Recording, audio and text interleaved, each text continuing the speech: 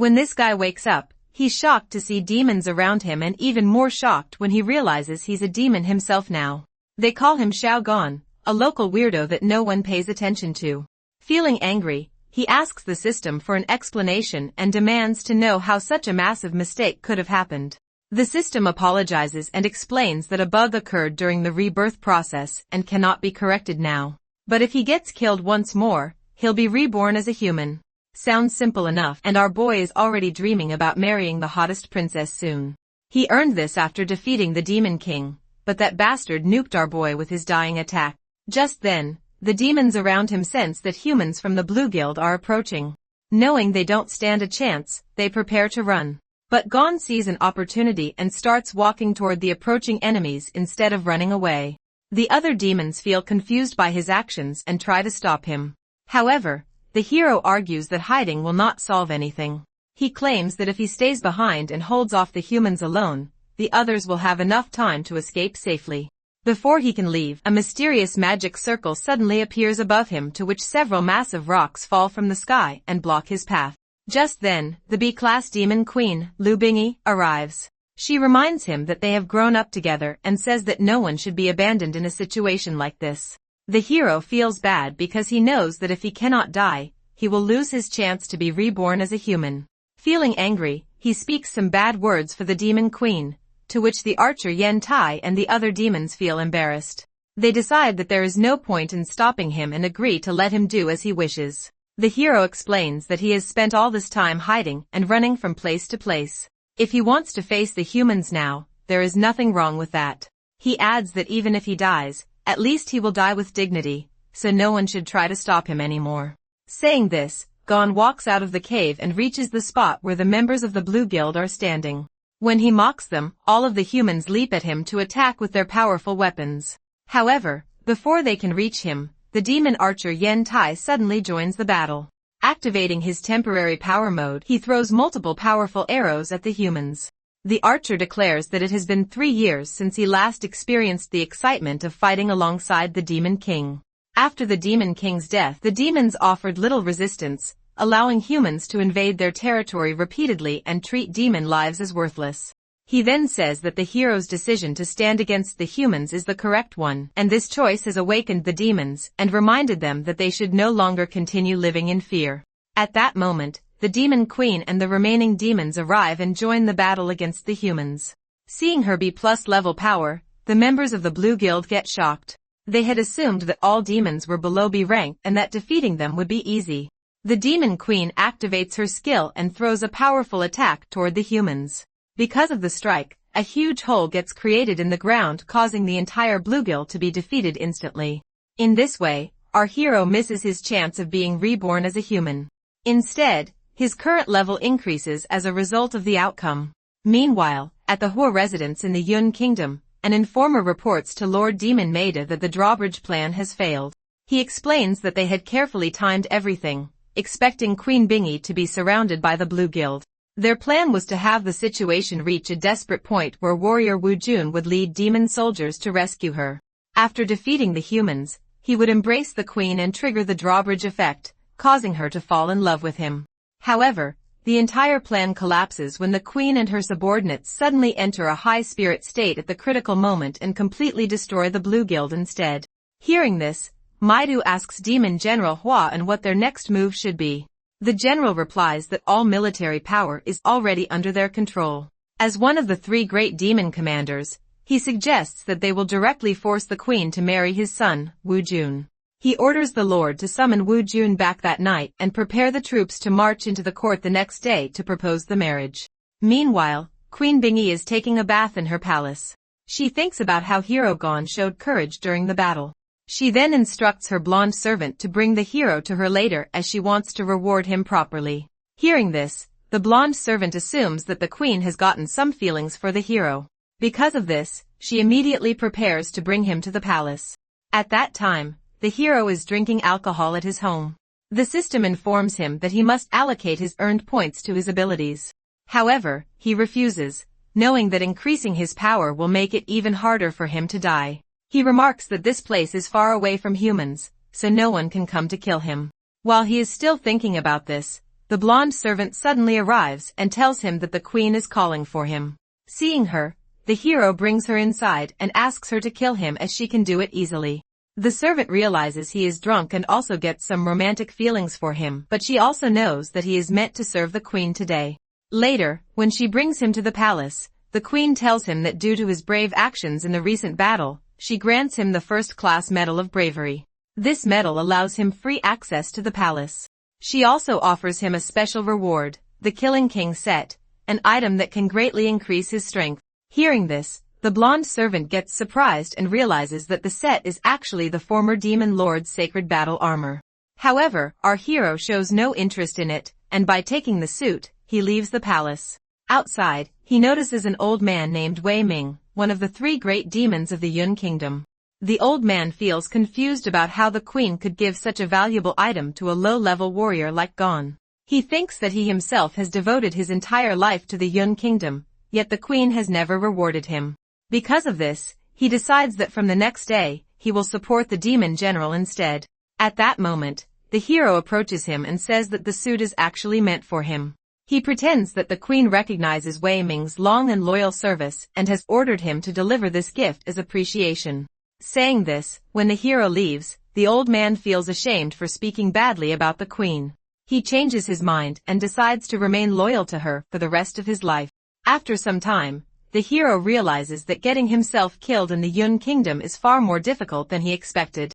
The demons are surprisingly united, making it hard for him to find any dangerous situation. Because of this, he thinks about leaving and searching for another place where he can finally die. As he is thinking this, he notices Wu Jun, the demon general's son, returning to the kingdom. The hero hides nearby and listens to a conversation between Wu Jun and one of his servants.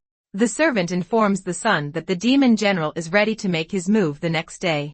He plans to lead the elite demon soldiers, represent the 3 great demon commands, and formally demand that Queen Bingyi marry Wu Jun in the royal court.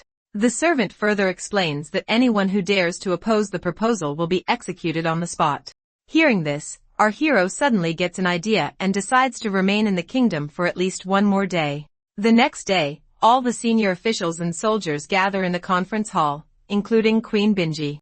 Lord Demon addresses the assembly, saying that after mourning the Demon King for 3 years, the queen has finally returned to the Great Hall, making it a day of celebration for everyone. He also points out that the human army is still 100 miles away and praises Great General Huan for protecting the kingdom. Queen Bingyi also comments that the general has been leading the army and safeguarding the Yun Kingdom since her grandfather's era. At that moment, the general calls his son, Wu Jun, onto the stage and makes a surprising request. He tells the queen that since she and his son grew up together, she should now marry his son. Hearing this, the queen gets stunned and refuses the proposal. She states that such a marriage is impossible because she and Wu Jun do not share that kind of relationship. The general argues that no woman has ruled the demon clan's court in over 1,000 years. According to him, rumors are spreading across the kingdom, causing people to lose confidence in Yun's leadership. He insists that a marriage between the queen and his son would put an end to the growing doubts. Many of the gathered soldiers support this proposal.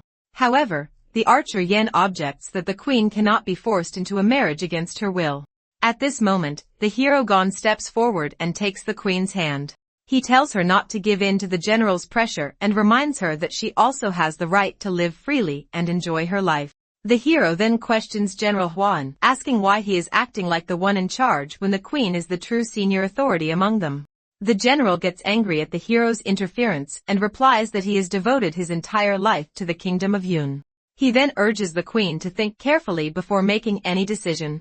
At this moment, both the archer Yen and the old man Wei Ming prepare to fight and order the general to leave the hall immediately.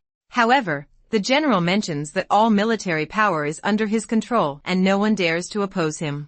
Seeing the situation getting worse, the queen stops everyone and announces that she agrees to the general's proposal. Hearing this, the hero suddenly laughs and calls her foolish for giving up so easily. He also mocks the general, saying that the queen stands above all of them and that this general's son is not worthy of her. When the general asks who could possibly be worthy of the queen, our hero reveals that a few days earlier, in a cave, he and the queen have already fallen in love. Hearing this, The general gets angry and states that the hero has committed a crime by disrespecting the queen in front of everyone. And as a result, he will be killed immediately. He then activates his powerful skill and gives a powerful punch to the hero's stomach. Because of this, our hero crashes back, but he feels good, thinking that he might return to his human life and reunite with his fiancée. At that moment, a massive explosion erupts from the general's attack. However, to everyone's surprise, our hero walks out of the fire without any injury. It is revealed that the military magic order has activated, blocking the fatal strike and saving his life. As a result, the hero's level increases by 40, and his demon class rises to a rank. Seeing this all, the crowd gets totally stunned. They realize that the queen has given him the military magic order, a rare authority that the demon king could only use once in a lifetime. Whoever possesses it gains a high position in commanding military power in the future. The queen then states that her grandfather and father once entrusted the military magic order to General Huan, after which he began leading the 3 armies of the Yun kingdom. Now she has once again passed the same order to the hero Gon. She declares that from this moment, the hero will serve as the right general, and together with the left General Huan, he will lead the entire demon army. Hearing this, the senior officials and soldiers lower themselves in respect and accept the queen's decision. The general mentions that the military magic order proves the queen's trust in the hero. However, he questions how someone with no experience in leading troops can command seasoned demon soldiers. He agrees that dividing military authority is acceptable, but insists that the hero must first pass through the ancestor demon cave. He explains that ancestor Lu Yun is the only king of their clan, and only those acknowledged by the ancestors are worthy of ruling power. The old man and the queen object, knowing that no one has returned alive from that place in nearly 100 years. The general laughs at this and says that he understands they are afraid of it, but then suddenly our hero, Gon, declares that he is ready to go to that place. Hearing this, everyone gets stunned and recalls that 200 years ago, the demon tribe faced a great crisis. The ancestor demon king of the Lu clan sacrificed himself to save his people and sealed his remaining demonic energy inside a cave, waiting for the next chosen king to arrive. However, for the past 100 years, no demon has passed the test. The old man then says that entering the demon cave requires at least 2 people. He asks who will accompany the hero. The soldiers refuse as they know how dangerous the place is. General Huan states that the hero must find his own partner by himself. At that moment, Huan's son, Wu Jun, steps forward and says he is willing to go with the hero. The general gets angry and asks why he made such a decision without permission. The son replies that he is stronger than the hero and will claim the throne after clearing the demon cave. After the meeting ends, the son returns to his palace. His servant tells him that hero Gon is no match for him and advises him to kill the hero during the mission in the demon cave. At the archer's residence, the blonde girl warns the hero that Wu Jun is selfish and will likely betray him during the mission. Hearing this, the hero feels satisfied as he already wishes to be killed by someone. Soon after, the old man arrives and gives the hero powerful buff and healing potions that may help him during the mission. Later, they all arrive at the entrance of the ancestor demon cave. The hero hands all his potions to Wu Jun, saying he does not need them. The blonde girl then activates a magic circle and asks both of them if they are ready to enter. As they agree, she uses teleportation magic to send them into the cave. At this time, no one knows the truth that the demon king who will influence the entire world is about to be born. When they enter the ancestors' trial, they find themselves in an area filled with D-rank bat monsters. The hero recalls the blonde girl's warning that the general's son will likely betray him during the mission. Because of this, the hero speaks up loudly that he is completely unprepared and wearing only a basic outfit, making his defense extremely weak. Hearing this, the son feels confused about why the hero is openly exposing his condition like that. In reality, the hero thinks that by saying this, the son may take the opportunity to attack him, which would help him achieve his desire of being killed. At that moment, the son suddenly activates his powerful flower strike technique. The hero feels satisfied thinking the attack is finally coming for him. However, the strike is not aimed at him. A bat monster appears instead, and Wu Jun instantly destroys it with this attack. Soon after, multiple bat monsters emerge from the surroundings. The son throws more flower-based attacks and eliminates all of them very easily. After clearing the area, he remarks that the hero must have already detected the presence of the bat monsters earlier. This is why the hero intentionally exposed his weakness to lure the creatures out of hiding. As the sun continues fighting the monsters, Hero Gon thinks to himself that he had hoped the sun would betray and attack him. Instead, he has mistaken the situation and now treats him as an ally, drawing all the monsters toward himself. The hero feels disappointed since no one is trying to kill him anymore. However, he decides that he must somehow attract the monsters toward himself to change the situation. He opens his system interface and notices that 480 attribute points are still unassigned. He starts deciding where to allocate them in order to prepare for what is coming next. Meanwhile, Wu Jun finishes off all the bat monsters and notices that the hero has not made a single move. He assumes that the hero truly has no real strength, which is why he is standing still. At that moment, the ground suddenly starts shaking like an earthquake and some enormous monsters, the rank messengers of the Demon King, emerge from the shadows. Seeing this, the sun immediately launches his flower strike at one of the monsters. However, the attack has no effect on the monster. Instead, the monster destroys the flower energy instantly. The monster fires a powerful fireball at the sun, causing much destruction and forcing him to lose focus. Taking advantage of this opening, another messenger binds the sun with strong roots. When the sun notices that Hero Gon is still not taking any action, he feels embarrassed. At this moment, our hero allocates all 480 attribute points into his strength stat, decides to fight the monsters directly, and draw their attention toward him. Wu Jun then suddenly activates his full power state and breaks free from the root trap instantly. He counters with a fire attack trying to eliminate the monster, but the creature's strong armor easily absorbs the damage. While the messengers are focused on the sun, the hero gets the opportunity and moves behind one of them for a surprise attack. When he delivers a single powerful punch, the monster gets defeated instantly. Seeing this, the remaining monsters release Wu Jun and shift their attention toward the hero instead. The sun also gets shocked that the hero managed to destroy such a powerful creature with just one strike. He assumes that the monster's weakness must be on its back, which is why the hero attacked from behind. At this moment, Hero Gon feels satisfied as his plan finally works and all the monsters start targeting him. He observes that these monsters possess a plus-level strength, meaning they are capable of killing him easily. However, before one of the monsters can attack him, Wu Jun suddenly gives another flower strike from behind. Because of this attack, the monster cuts down into multiple pieces instantly. Now only 3 messengers remain. The sun comments that the hero has formed a good strategy. One person draws the monster's attention while the other attacks from behind when they turn around. As the battle continues, the monsters begin focusing on the sun again. The hero feels bad about this, realizing that despite his efforts to lure them toward himself, the sun keeps interfering and stealing the momentum. Feeling angry, the hero strikes another monster with a powerful punch and defeats it instantly. Following this pattern, the remaining monsters are taken down as both of them fight. Eventually, only one monster is left, and our hero hopes that this final creature will kill him no matter what. Unfortunately, the sun steps in once again and cuts the last monster down before it can act. In this way, our hero loses yet another chance to be killed. The sun remarks that the strategy is effective and says that the hero seems to be someone worthy of facing him in the future. While they are talking, the ground suddenly starts shaking again.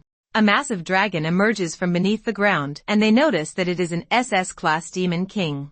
The dragon states that it has been many decades since anyone has dared to enter the demon cave. It then acknowledges both the hero and Wu Jun, saying they have passed the assessment. It informs them that the final challenge now lies ahead, and they must proceed to the last stage. The dragon explains that they have 10 minutes, and within that time, only one of them can leave the demon cave alive. It further states that the survivor will be granted the title of king along with the rewards of the Demon King. If neither survives, the dragon will personally kill both of them. Hearing this, the sun gets shocked and understands that the dragon is forcing them into a situation where the hero and the sun must kill each other. He thinks that he is the future of the Yun Kingdom and cannot die here. But at the same time, he also recognizes that the hero is a dangerous and powerful opponent. Meanwhile, Hero Gon feels satisfied as this is another opportunity for him to be killed. This is why he starts removing his armor to reduce his defense and make it easier for Wu Jun to strike him down. The sun feels confused and asks why the hero is doing this. The hero tells him to attack him now so that the sun can claim the title of king. The sun questions what kind of strategy the hero is using, pointing out that he first gained the queen's trust, obtained military authority, and reached this point only to now surrender to him. The hero comments that he is doing this just because the Yun kingdom cannot function without the Hua family. He further states that General Huan has served faithfully for 3 dynasties and has dedicated his entire life to the Yun kingdom. He also says that Wu Juan represents the future of the kingdom, while the hero himself is someone useless who cannot be compared to Wu Juan in any way. He decides that for the sake of the entire demon race, the hero must die immediately. Hearing this, the son starts recalling his mother's words. She once told him that they are demons, and true strength can only be achieved through unity. Because of this, he now feels that the hero is actually a good person who was willing to sacrifice himself for the entire demon race. At the same time, he realizes that he himself has been selfish, only thinking about the title of king and personal power. While the son is thinking this all, the dragon announces again that only 8 minutes remain before the punishment descends. Hearing this, the hero orders the son to act quickly, insisting that he should attack him before time runs out. However, the son refuses and says he wants to try another method. He then activates another skill, which causes a massive explosion, and he suddenly enters a temporary A+ power state. He then tells the hero that instead of fighting each other, they must join forces and defeat the Demon King together.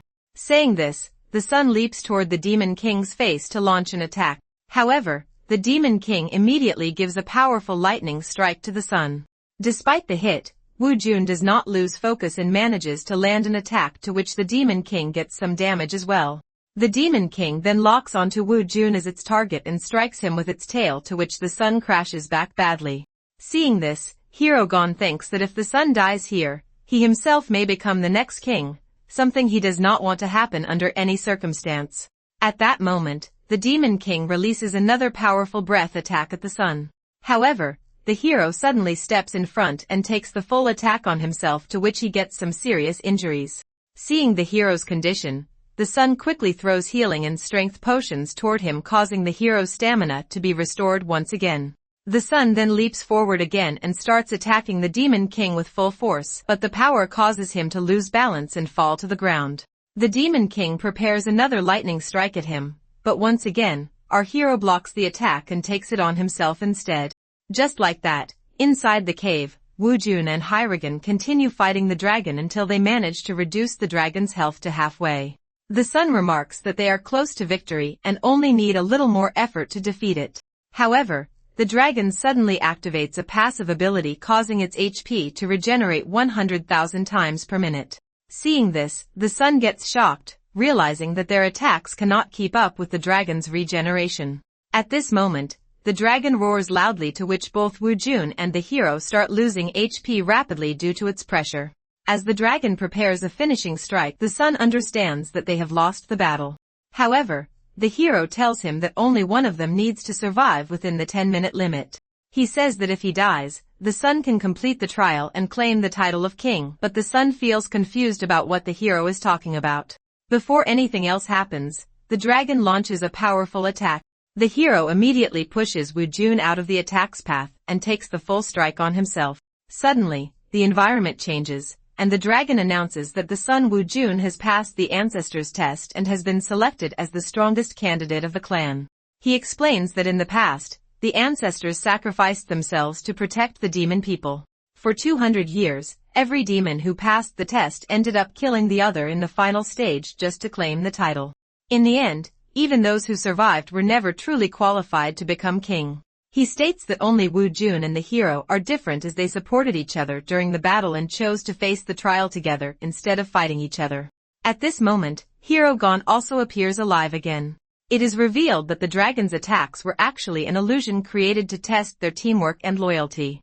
Seeing the hero alive, the sun gets totally stunned as he knows that the dragon has chosen the hero as the king of the Yun kingdom. At the same time, the system notifies Gon that he has gained a large amount of experience points and levels. It also grants him an SSS class passive skill that increases his stamina by 100,000 per minute. Meanwhile, outside the cave, the queen and the others are also shocked to hear that both Hero Gon and Wu Jun have cleared the ancestor demon cave. Lord Demon remarks that if this is true, then the ancient prophecy may finally come to pass, where they are destined to encounter the Demon King in this century. Queen Binji states that among all demons in the world, a true king appears only once every few hundred years. Such a being carries a unique aura that separates him from all others and through many trials eventually becomes a revered figure. Hearing this, General Huan says he was confident that his son, Wu Jun, would claim the throne by completing the trial. However, the old man Wei Ming confirms that the one who has been chosen as king is not his son, but the hero Gon. Meanwhile, our hero goes to a cafe and drinks alcohol alone because he is feeling bad about his victory. After leaving, he walks through the streets and notices that his HP has reached a 100,000, meaning he can no longer die easily. While he is thinking about this, he suddenly senses that someone is watching him from a hidden place. When he goes to check, he finds a little demon boy named Tian Xiao there.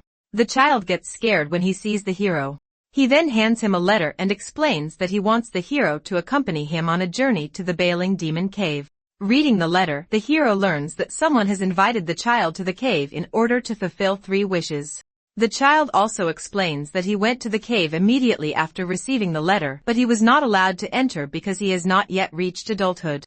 At that moment, another man overhears their conversation and warns the hero to be careful, saying the letter looks like a scam. However, the hero does not agree and instead asks the child whether it is true that any wish can really be granted inside the cave. The child replies that he was given this opportunity after paying a membership fee of 50,000 yen coins and passing several tests. He adds that he has spent all the money he earned from working on this by Ling Club wish ticket. The child explains that his mother's heart condition is critical, and she has only about a month left to live. Because of this, he wants to enter the cave and use his wish to cure her. Hearing this, Hero Gon agrees to accompany him to the cave. However, he tells the child that he must give up one of his wishes in exchange. The child agrees to give 2 wishes instead, to which the hero gets amazed. The man who had warned them earlier, seeing that his advice is ignored, leaves the place. After some time, our hero and the child arrive at the entrance of the cave. When they scan the letter at the gate, the door opens automatically for them. Inside, a hidden observer watching through cameras notices them and comments that another pair has fallen into their trap. He instructs his subordinates to avoid injuring them too severely as they are still needed alive for work. At this moment, a D-rank demon thug appears and leaps at the hero to punch. However, the attack has no effect on the hero due to his passive skill. Soon after, several more thugs arrive. The hero tells them that he has come to fulfill his wishes. Hearing this, the thugs laugh and mock him, saying that fools like him are easily trapped by such schemes. The hero asks again about the location of the demon clan's fountain of wishes. The thugs finally reveal that there is no such thing, and it is all a fake story created to deceive people. They further state that they are part of the largest human trafficking organization in the Yun Kingdom. They lure innocent people into the demon cave using scams like this. If the victims obey, they are forced to stay and work for them for life. If they resist, they are brutally punished, and their organs are sold. Hearing this, Gon gets angry and gives a powerful punch to one of the thugs, to which the thug crashes back badly. He comments that ever since his rebirth he has repeatedly faced these broken illusions and false setups. Seeing the situation worsen, all the thugs activate their full power, summon their armor, and boost themselves to B+ rank in order to fight him. They all rush at the hero at once. However, our hero is already frustrated by this and gives a single punch to all of them. The impact causes much destruction in the area, to which all the thugs crash back and their armors also get broken instantly. As the hero continues beating them, the thugs get scared and beg to show some mercy. They explain that they were also forced into this operation and that the forces behind their organization are far too powerful for them to resist. One of the thugs even reveals that the person controlling them holds one of the highest positions in the Yun Kingdom. Hearing this, Hero Gon understands that the mastermind must be either General Huan or someone directly under his influence. At that moment, a fatty man suddenly arrives, and our hero recognizes him as Chengdu Chao, the brother of Lord Demon. The fatty man remarks that the hero has managed to uncover his identity only because of the loose talk from his subordinates. This is why he uses a strange form of magic and eliminates all the thugs instantly. One of his underlings feels confused, claiming that the hero's face seems familiar as if he has seen him somewhere before. The fatty man then states that since the hero now knows too much about him, he has no choice but to kill him on the spot. Seeing the situation, the hero remarks that the fatty man appears to be his strongest opponent so far. He then gives him a condition stating that he has 10 minutes to kill the hero. If he fails, the hero will take action against him instead. The fatty man feels angry by his attitude and gives a powerful punch to the hero's face. Because of this attack, our hero falls back, but his skill activates and restores his health bar automatically. Seeing this, the fatty man feels confused about how the hero managed to withstand such a strong attack. He understands that the hero possesses a powerful ability. Our hero then orders him to continue attacking, reminding him that the 10-minute limit is already passing. The fatty man immediately leaps forward again and gives multiple powerful punches. Each strike causes much destruction, but the continuous attacks also drain his own stamina. Meanwhile, the hero's health keeps restoring repeatedly. The fatty man then uses another enhanced ability and lands another powerful punch to the hero's face. At that moment, the system notifies the hero that a passive ability has been activated automatically. It triggers after receiving 15 consecutive hits from an opponent and allows damage reflection back onto the attacker. Because of this effect, the fatty man suddenly coughs blood and wonders what kind of existence the hero really is. One of his underlings then remembers that the hero is the same person who previously confronted General Huan in the palace. However, he still cannot understand how the hero has appeared here since he was supposed to be heading toward the ancestor demon cave. The fatty man then comments that the hero is someone who rose to power by relying on Queen Bingy. He declares that despite this, he himself is a ranked demon with 2 demon hearts and claims he is destined to become the future ruler of the demon clan. Saying this, the man summons his A-class armor and slams his fist into the ground. The impact sends shock waves through the area, and the hero's HP starts dropping. However, once the condition of 15 consecutive hits is met, the hero's passive skill activates again, reflecting all the accumulated damage back onto the fatty man. Because of this, the man gets some serious injuries and his health bar drops critically low. Still, he feels confused about how this can be possible. At this moment, Hero Gon stands up and states that the 10-minute limit he gave is now over. He remarks that the fatty man was never able to deal any real damage to him as his health bar is completely full. The fatty man admits that he has done his best to defeat the hero, but now he begs for his life, promising that he will obey any request the hero makes. Just as the hero prepares to finish him, Lord Demon, the fatty man's elder brother, arrives there. Seeing him, the fatty man's underling asks the Lord to save him. However, the Lord Demon states that the entire situation is caused by his brother himself. He adds that Hero Gon now has the authority to decide whether he lives or dies. The Lord then explains to the hero that this place is a military factory personally established by the former Demon King for weapon production. He admits that the misunderstanding happened due to his poor management and asks for forgiveness. But our hero mentions that he is not concerned with their explanations or affairs. As he turns to leave the place, the fatty man thanks him for sparing his life. At that moment, the hero remembers something important, that the fatty man had promised to do anything for him. The hero then asks whether it is true that he possesses 2 demon hearts, to which the man gets shocked. Afterward, Gon takes him to the hospital as he wants to remove one of his hearts to save Tianxiao's mother. When the doctors start his surgery, they reassure him not to be afraid because he has 2 hearts, and removing one will not kill him. Outside the operating room, the child thanks Hero Gon and says that because of his help, his mother will be saved. The hero reassures the child but thinks about his own wish, returning to a human life and reuniting with his fiancée. Meanwhile, at the military factory, Lord Demon asks his underling whether the hero has discovered the energy storage device. The underling replies that the hero has not found it yet. He adds that they must protect it at all costs as it is the most powerful energy weapon in the Yun Kingdom. Meanwhile, in the human world, the human army is preparing for the upcoming war against the demons.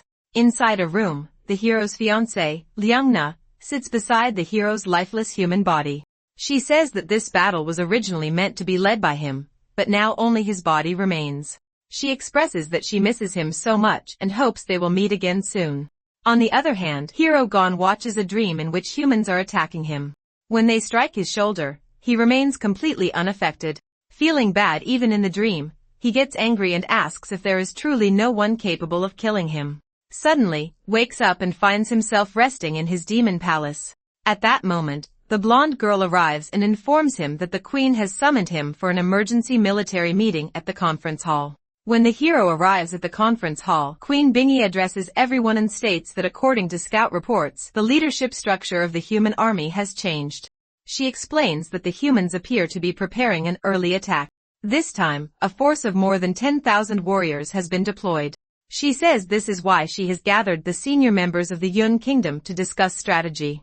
General Huan then explains that the last large-scale battle occurred 10 years ago when the kingdom barely survived a human assault using its full military strength.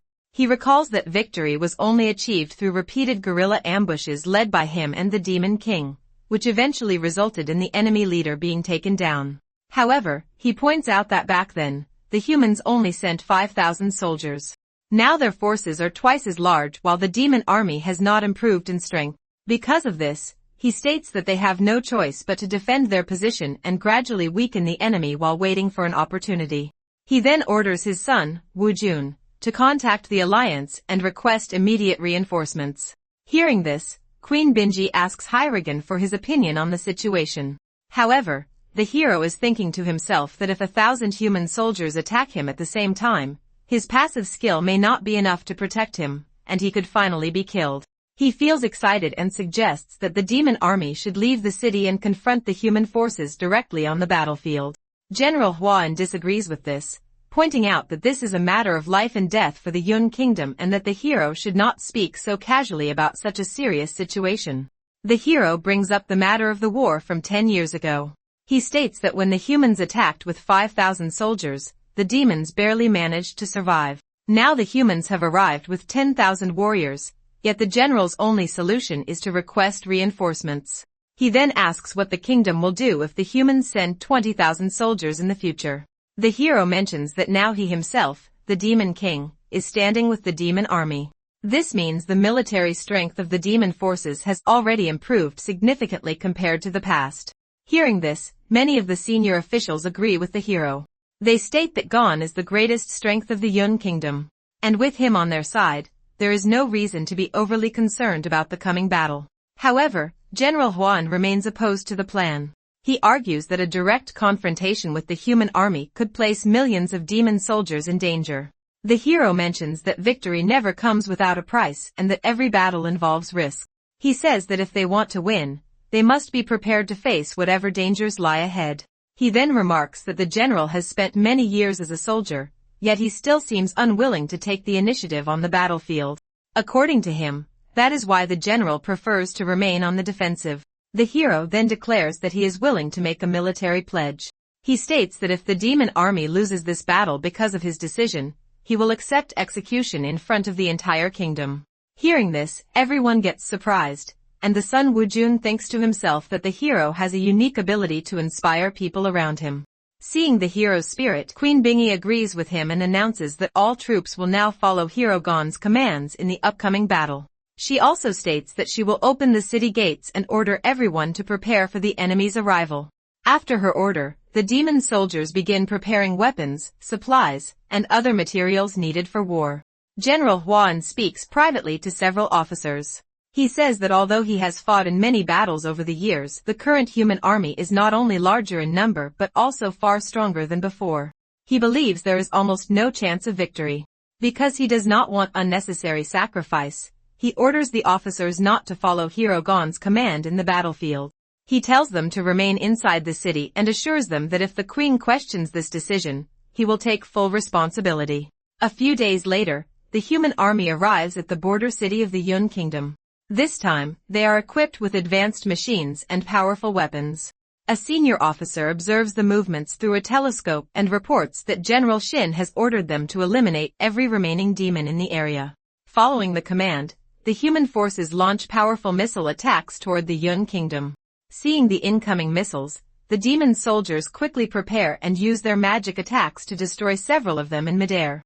However, the number of missiles are too high to which some of them strike the kingdom's walls and cause massive explosions. As the dust settles down, Gon notices that several human soldiers have already entered the kingdom using heavy machinery.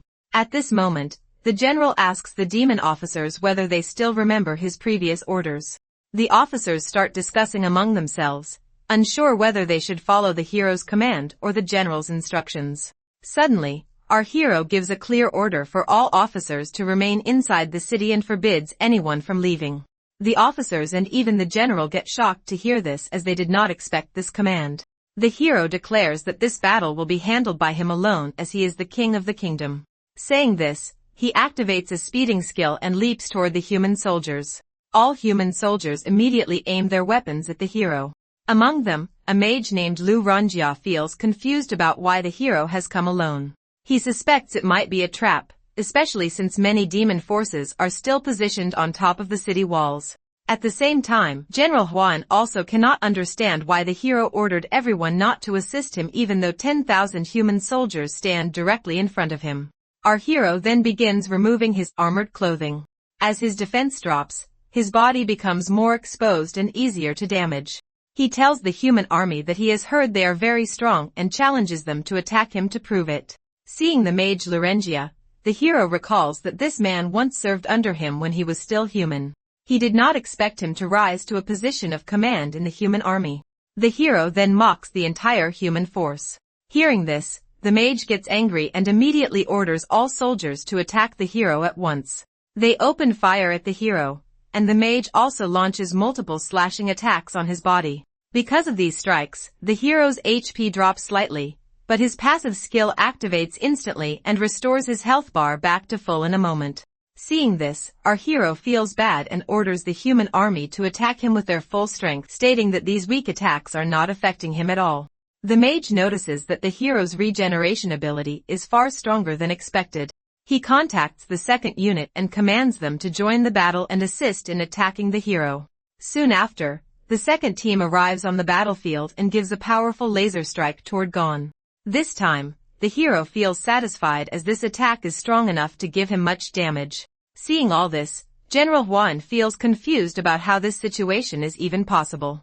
He thinks that if the hero is truly prepared to face the entire human army alone, then there must be some deeper plan behind his actions. But he wonders how the hero will counterattack and what kind of strategy he is using. At this moment, Gon's HP begins to drop again. However, his passive skill activates once more, and the reflected damage strikes back one of the human soldiers with the same force. Because of this, the soldier gets serious injuries. But before dying, he warns the others to stay away from the hero, saying he is far too dangerous. Seeing the situation getting worse, the mage orders his troops to stop their attacks for a moment. He thinks about General Shin's earlier report, which mentioned that the Yun Kingdom once produced an SSS-ranked Demon King with an abnormal recovery ability. That Demon King had once destroyed several human nations alone and captured 3 major demonic strongholds, restoring the demon race's power against humanity. The mage feels puzzled about how the hero Gon seems to possess the same kind of regeneration ability as that long-dead Demon King. While he is thinking this, our hero's health bar suddenly refills again. The hero becomes angry and questions why the human army has stopped attacking him. Seeing the hero's ability, the others get totally stunned. However, the mage says that the enemy they are facing is not ordinary.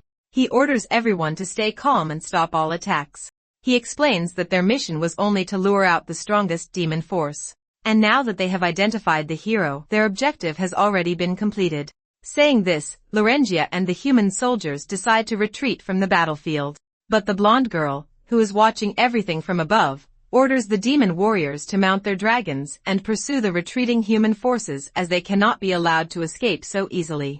When the human army notices a large demon force approaching, they get completely shocked. The mage also realizes that he has already used his ultimate skill against the hero and it is now in cooldown, leaving him unable to fight properly against the incoming demons. At this moment, General Huan activates his A+ ability and orders all officers to follow Hero Gon's commands, stating that the hero is truly trustworthy. But then suddenly, a messenger arrives to report something important. He explains that the humans have deceived them. The attacking force at the front is only a diversion designed to draw them away. He mentions that a powerful human army has attacked the Yun Kingdom from the West Gate and has already defeated many senior demons stationed there. Meanwhile, at the West Gate, a strong human force has indeed appeared and is causing much destruction there. Queen Bingy and the old man Wei Ming are also injured. They state that the senior human hunter is extremely powerful as he is responsible for causing all this mess. As the queen considers how to escape the danger, General Huan suddenly arrives on the battlefield. He throws a massive fireball toward the human forces, instantly defeating one of the enemy soldiers. Seeing the general, the senior hunter remarks that the general appears strong, suggesting that the battle will become more interesting from this point onward. At this moment, the general notices that the hunter is surrounded by a purple aura, indicating that his power far exceeds that of ordinary humans. Realizing this, the general transforms into his A+ dragon form, boosts all of his abilities, and declares that he will eliminate the hunter as well. A few minutes earlier, at the southern gate of the Yun Kingdom, both the human and demon armies are engaged in a fierce battle.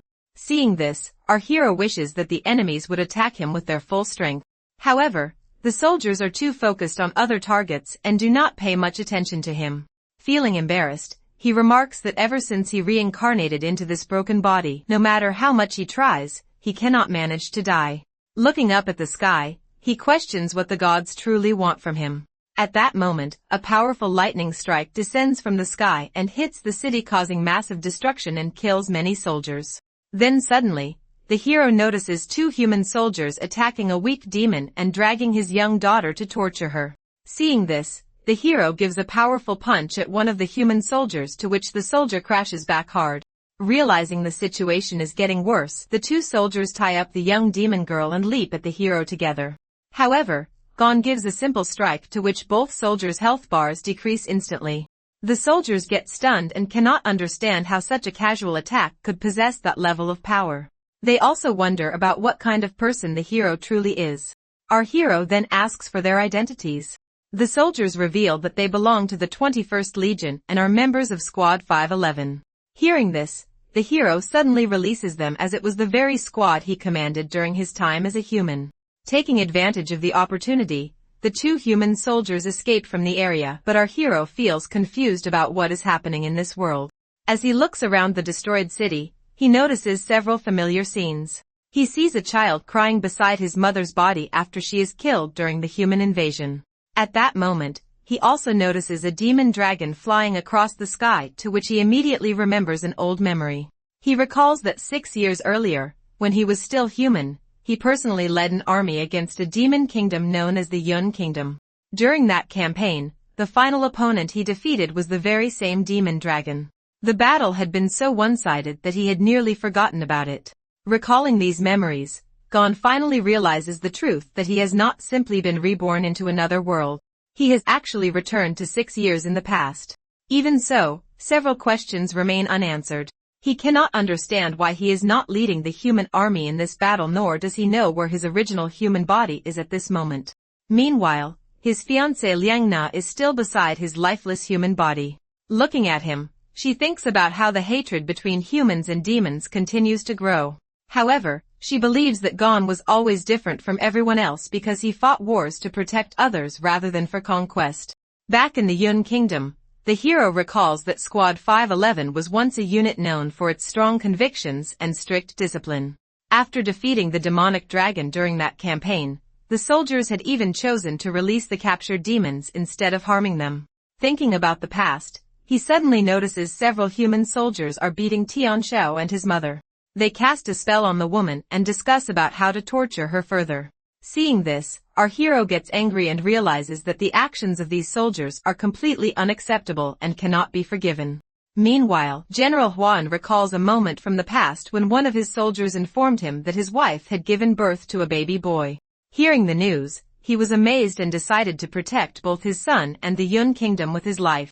Remembering those days, the general engages himself into battle against the senior human hunter with everything he has.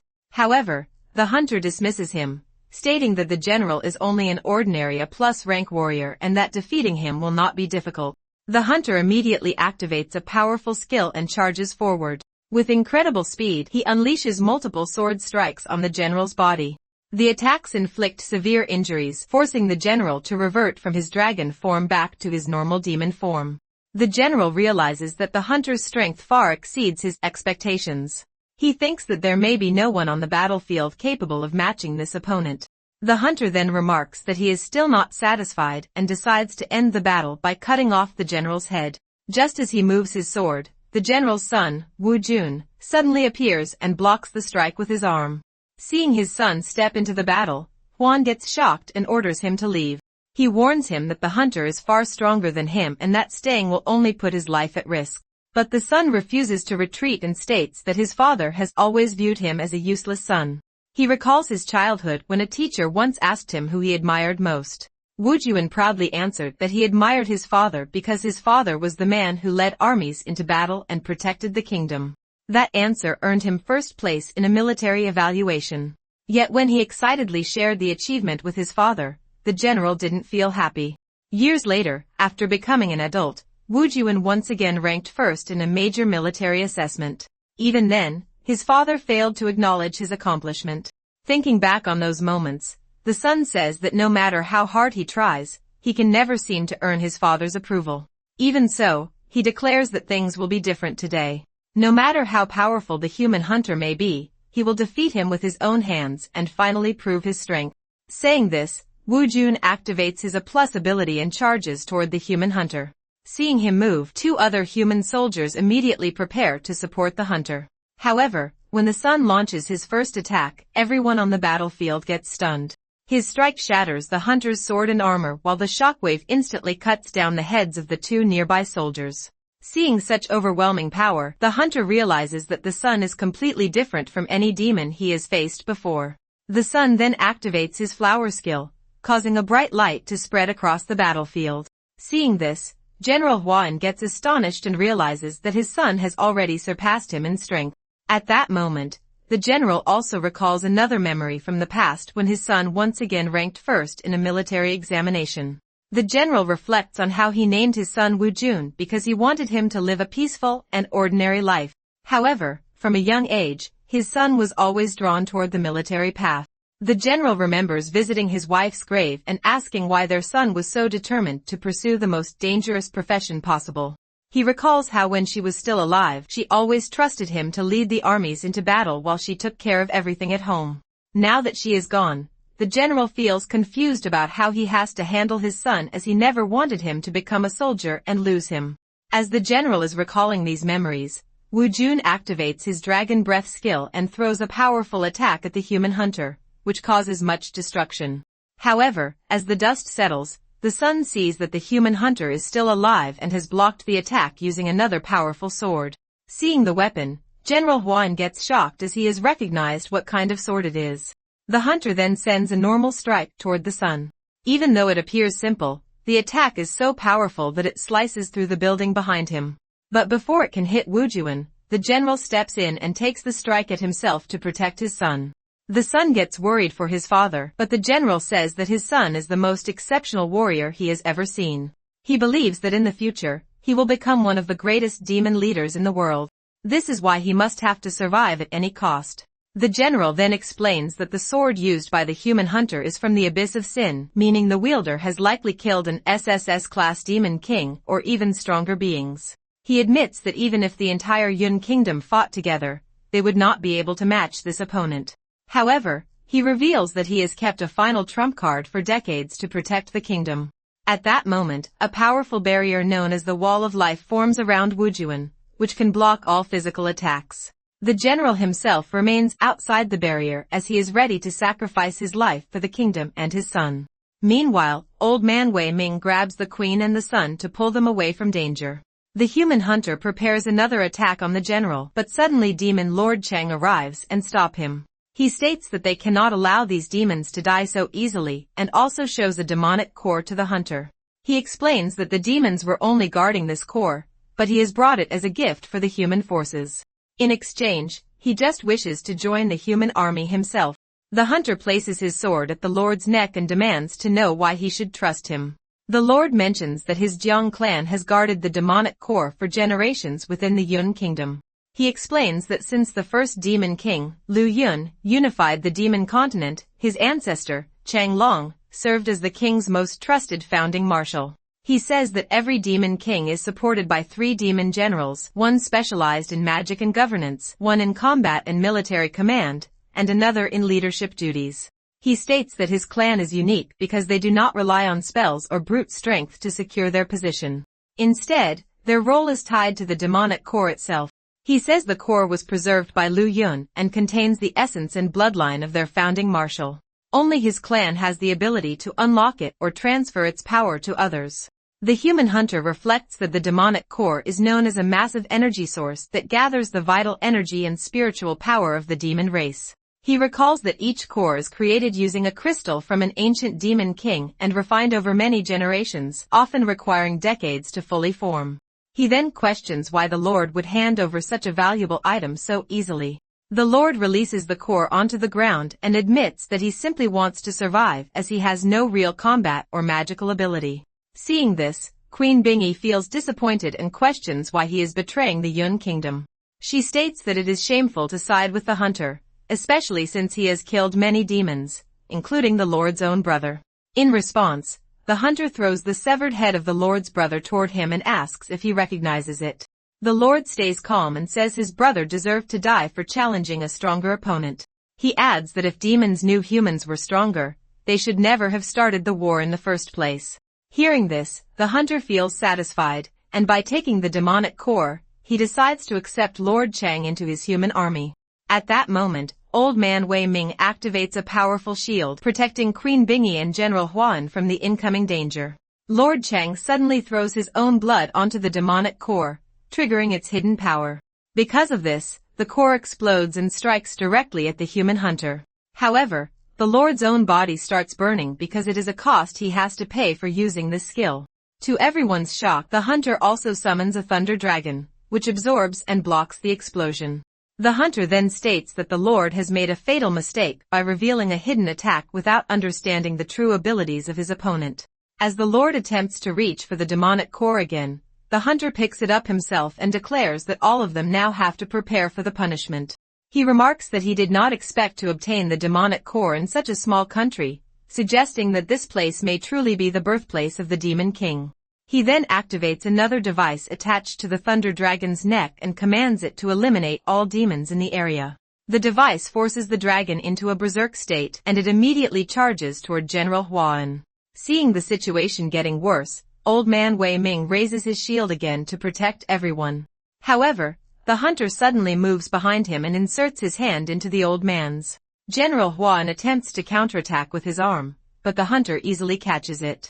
He activates a judgment skill and analyzes the general's strength, which is 1482 and is far too low compared to his own power. To completely disable him, the hunter breaks the general's arm, causing him to scream in pain. At that moment, Wu Jun leaps forward to attack. The hunter dodges easily and scans him as well, discovering that this boy has a strength of 2745. He notes that the son is considered the next Demon King candidate, but judges that he is still not worthy of the title. The hunter moves behind the son and kicks him in the face, to which the son crashes back. To prevent further resistance, he breaks the son's leg as well. He then declares that regardless of their stats, all demons are far weaker than him. After that, the hunter activates his copy ability, creating multiple clones of himself. These clones share the same strength as the original, while the main body can teleport between them. One of his clones grabs Queen Bingy and states that he often wonders why demons exist at all if they are so weak. He then realized that their only purpose is to entertain him. As he beats up the queen as well, General Huan admits that they have lost this battle against the humans. However, he says that if they are going to die, they should face death together as one. Seeing the general's bravery, the hunter captures Wu Jun and says he can spare his son's life. But in return, he demands that the general kneel before him. At first, the general refuses, but realizing it may be the only way to save his son, he finally sits down before the hunter. The hunter then tells the son that if he wants his father to live, he must also do the same thing. The son refuses, but in response, the hunter inserts a sword-like strike into General Huan's chest and cuts off his remaining arm. Seeing his father severely injured, Wu Jun finally sits down and begs the hunter to spare his father's life. The hunter remarks that since both of them are now begging for mercy, it becomes difficult for him to decide whose life should be spared. Hearing this, General Huan suddenly forces himself forward and drives the hunter's hand sword into his own chest. However, the hunter shows no mercy and states that the general has broken the rules by acting independently, and therefore, the hunter withdraws his promise to spare anyone. As the hunter turns his attention away, the son gets the opportunity and leaps forward to attack. But the hunter senses this move and inserts a sword into the son's chest as well. After this, he summons heavy chains and binds all the demons on the battlefield. He then strikes Wu Jun with normal attacks as if testing how much pain he can endure. Climbing onto his thunder dragon, the hunter declares that it is time for the final celebration. He decides to inform Vice Captain Bao Li, who is currently fighting on another front, about the victory. However, when he makes the call, someone else answers instead, stating that the hunter has grown far stronger than before. Hearing the voice, the hunter becomes worried and asks where Vice Captain Bao Li is. At that moment, our hero Gon arrives carrying the injured body of the vice captain. He states that after observing the situation, he has understood what is happening, and he did not expect the hunter to sink this low just to obtain power. He adds that the crimes committed here are more than enough for the hunter to be defeated immediately. Seeing the hero, the hunter assumes he is just another low-level demon like the rest. This is why he leaps forward with his sword to attack him. However, our hero gives a normal punch to the hunter's face, to which the hunter crashes back very badly. The hero grabs the hunter by the neck and demands to know which sin's punishment he must deliver next, as the hunter has committed countless crimes against both demons and humans. Seeing this, the vice captain, still lying on the ground, realizes something is completely wrong. Ever since he encountered the hero has shown unusual concern for human lives. He recalls a time when he tortured a child and the child's mother inside the city. He had summoned multiple ice clones to assist him. While holding the mother, he ordered the clones not to kill the child, wanting the child to watch as he toyed with the mother. At that moment, the hero Gon suddenly appears and destroys all the ice clones instantly. Getting shocked, the vice captain then summons a much stronger rank ice clone, but the hero easily destroys it as well. The hero then delivers a powerful slap to the vice captain's face, sending him to the ground and draining his health bar completely. At that moment, the system notifies the hero that he is leveled up. It also grants him a new skill that allows him to replace one of his current abilities with a skill taken from any defeated opponent. The hero orders the vice captain to reveal the truth about what has happened with the human army. The vice captain explains that the original captain of the 511th Army is Xiaofeng Liao and the vice captain is Manhwa. About half a month ago, Manhwa held an engagement banquet outside the camp. On that day, Captain Feng Liao does not attend. During the event, he himself and a stronger hunter named Xingjiabio take action. While everyone is drunk, they secretly enter the vice captain's tent. There, they force him to file a false report against Captain Feng Liao to the guild, accusing him of taking bribes from a neighboring country and planning a rebellion. However, the vice captain refuses to betray the captain no matter how much pressure they put on him. In response, they harm his fiancée in front of him to break his will. Because of this, the vice captain suffers severe internal injury as his emotions spiral out of control. The hunter then gives him one final demand, asking whether he will help bring down the captain, to which the vice captain still refuses. As a result, the hunter kills both the guy and his fiancée on the spot. He also leaves the captain's usual dagger at the scene. When others arrive and see the bodies, the hunter blames all the crimes on the captain.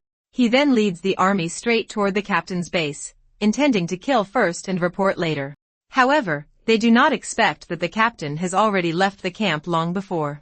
He even leaves behind all his personal equipment and weapons, including a powerful sword that the hunter Shin later begins using in battle. Afterward, the hunter claims that the captain's rebellion has been exposed. He says that in panic, the captain committed crimes against his comrade's fiancée, killed her, and escaped. Using this story, he requests the highest level arrest warrant. As a result, the captain is officially branded a military criminal. The military also replaced its leadership before the battle.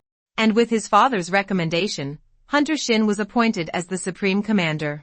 After explaining everything, Vice Captain Bao Li feels confused about why the hero Gon is so interested in human affairs. The hero then asks whether no one ever questioned what really happened. The vice captain replies that some loyal supporters of the captain did resist, but they were all eliminated by the hunter before they could do anything. Finally, the vice captain begs the hero to release him, saying he has already explained everything. Instead, the hero drives a dagger into the center of his legs, causing him to scream in pain. At that moment, another demon girl arrives carrying an armor suit for the hero. She explains that it is the same armor he once gave to the old man Wei Ming, but the old man had always kept it safe for him. She adds that this time, the old man foresaw a major crisis and ordered her to hide in the cellar. He also instructed her to give the armor to the hero and urged him to leave the Yun kingdom, believing he must survive as the kingdom's last hope. The girl reports that she has just received a magical message from the old man, warning that the queen and others are trapped in danger. The hero puts on the armor, to which his strength increases instantly, and he reshapes the armor into a casual form. Doing this, the hero grabs the vice captain and orders him to guide him to the location where the human hunter is currently fighting the demons. Now in the present moment, our hero beats the hunter very badly. However, the hunter suddenly escapes by transferring his consciousness into one of his clone's bodies. From there, he checks the hero's status and notices something unusual. The hero's strength is above 4,000, while his other attributes appear very low. Assuming this imbalance is a weakness, the hunter sends all his clones toward the hero to attack. But to his shock, the hero gives a single punch to all of the clones at once, to which they crash back instantly. Seeing this, the hunter gets stunned and cannot understand how the hero's power is so overwhelming when nothing special appears in his status display. He checks his abilities again and notices that the opportunity value cannot be detected. This makes him realize something is seriously wrong with the boy. He compares his stats with the hero's and concludes that there is no way the hero should be faster than him. He tries another attack and sends one of his clones to ambush the hero from behind. However, the hero Gon senses the attack in advance and destroys the clone before it can land a hit. The hero then asks whether the hunter is truly relying on the faulty data shown by his skill. In reality, the hero holds the title of Demon King, which hides his true abilities from detection. His actual power is already 3 times higher than what appears on his status screen. When the hunter sends more clones, the hero moves with extreme speed and defeats all of them instantly. Seeing the situation turning against him, the hunter realizes he cannot defeat the hero directly. He then shifts tactics and sends clones toward the hero's demon companions, who grab them by the neck. He warns the hero to stop attacking or he will kill the queen on the spot. The hero stops at the place, to which the hunter feels good and asks what he will do next. He comments that it is true the hero is fast, but warns that if the hero tries to save one companion, the other will be killed immediately. Despite this, the hero moves forward, destroys one of the clones, and quickly rescues the warrior, Wujun, first. The warrior asks why the queen was not saved first. The hero tells him to look behind, as the queen has already been saved. In reality, our hero had already summoned an ice golem using a skill copied earlier from Vice Captain Bao Li. The golem successfully protects and evacuates the queen and the other demons. Seeing this, the vice captain feels confused about how the hero managed to learn such a technique. While the golem continues fighting, the hero remarks that it possesses power equal to his own, making it extremely difficult for the hunter to defeat it. The vice captain thinks about the ice golem and recognizes it as a dark cloud skill he once obtained by chance in the demon cavern. Although the skill is extremely powerful, it has 2 clear weaknesses. First, it can only be activated when a water element is present. Second, the creation of the ice golem consumes the user's blood. The more blood used, the stronger the golem becomes. When the hero states that the golem is as strong as himself, the vice captain realizes that the hero must have sacrificed nearly all of his blood to create it. Understanding this, he warns Hunter Shin that there is no need to waste effort attacking the ice golem. Instead, he should target the hero's real body, which is now at its weakest state. Hearing this, the hunter feels confident and immediately rushes toward the hero. He attacks with a series of powerful strikes, each one causing small explosions on impact. When the dust clears, he gets shocked to see that the hero remains completely unharmed. He continues attacking again and again. Each hit shows the hero's HP decreasing, but the hero does not fall or show any signs of defeat, to which the hunter feels confused. When he checks the status once more, he sees that the hero's HP is already fully restored. He then realizes that it is not just the status data that is unusual. The hero's entire presence and aura feel abnormal. At that moment, the hero summons his weapon and asks if the hunter has already used all of his attacks. Suddenly, a thunderstorm begins with lightning striking on the battlefield. The hunter feels encouraged by this change in weather and uses the lightning energy to create even more clones. The hero orders the ice golem to stay and protect the other demons while he deals with the enemy himself. Watching the hero's movements, Vice Captain Bao Li thinks to himself that the hero has always shown concern for human lives, meaning he may not truly belong to the demon clan. The hero then points out that the thunderstorm brings not only lightning, but also a large amount of water. Using this advantage, he summons multiple ice golems to fight against the hunter's clones. As both the hero's forces and the hunter's subordinates continue fighting, the hunter notices that his pet dragon is not participating in the battle.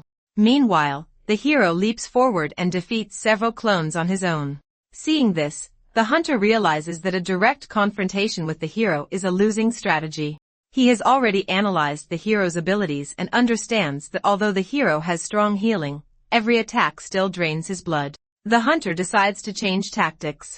He prepares to use his SSS-class sword, Lei, planning to end the fight with a single strike. While he is formulating his plan, one of the ice golems suddenly locates him and drives a sword into his chest from behind, but the hunter immediately pulls out the sword and transfers his consciousness into another clone using teleportation.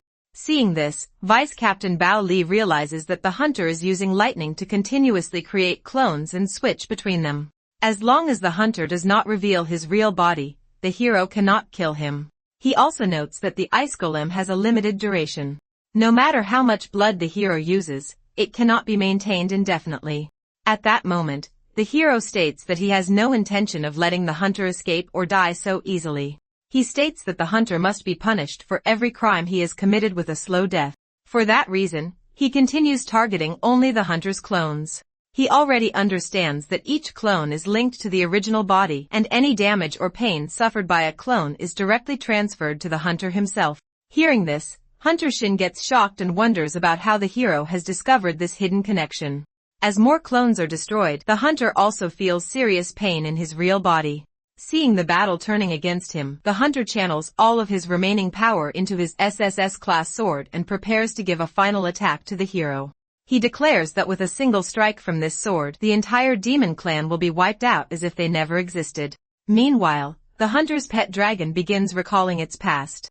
It remembers when it was still in the form of a cat and was being chased by human soldiers. To stay away from them, it hid in a tree. There, it got surprised to find another child already sitting on the branches, and he was nothing else but our hero, gone. Instead of attacking it, the hero offered it cookies, and from that moment, they became friends. The hero once spoke about how humans and demons are again at war over magic crystals, leaving many people starving. He hoped that the war would end soon. As the dragon remembers these events, the hero calls back his sword, Lei. In response, the hunter's weapon suddenly deactivates and returns to the hero's hand because it originally belongs to him. Seeing this, the hunter feels confused about how this is possible. The hero then unleashes the true power of the sword, creating a massive explosion that instantly disperses the thunderstorm on the battlefield. At that moment, the dragon approaches the hero as it has recognized him as its old friend. The hunter notices that all his clones start disappearing, and he can no longer create new ones as the thunderstorm that powered them has ended. The dragon recalls another memory from the past when it and the hero were sitting together on a mountaintop. At that time, the hero notices a demon falling down the cliff and asks the dragon to go and bring it back up. The dragon refuses, saying that carrying something in its mouth makes it look like a dog. The hero reassures it that it is not a dog but his best friend. He also teasingly comments that dogs are known as humans' best friends as well. As the dragon, Gita, continues remembering these moments, the hunter suddenly activates a device attached to its neck and shocks it with an electric strike. The hero then remarks that the hunter has nowhere left to run now. However, the hunter realizes the dragon's speed is extremely high, and if he can mount it, he may still escape. The hunter pulls out a remote control connected to the device and threatens the dragon. He warns that if it does not carry him away immediately, he will press the button and destroy it completely. With no other option, the dragon follows the hunter's order and takes off into the air to fly away from the battlefield. Behind them, the other demons comment that the hero could easily chase them with his speed. However, they notice something unusual. The hero does not move or attempt to follow. At that moment, the dragon sends a message to the hero. It says that it believes in him and asks whether he remembers the game they used to play together. Saying this, the dragon suddenly grabs the hunter's shin in its mouth and starts flying back toward the hero. Our hero, Gon, prepares himself as the dragon approaches. When it comes close, he strikes the explosion device attached to its neck in a single blow. The device is completely destroyed and the dragon is freed from the threat. At the same time, Hunter Shin suffers serious injuries from the dragon's bite. The hero then steps forward and confronts the hunter, who desperately begs to be spared. The hero replies that the hunter should have known this outcome from the moment he chose betrayal. At first, the hunter feels confused by his words, but then he suddenly gets shocked as he realizes the truth. The hero is actually his former comrade, Feng Liao, the man he betrayed long ago. The hero then unleashes multiple sword strikes, punishing him for all the crimes he has committed against his comrades and innocent women.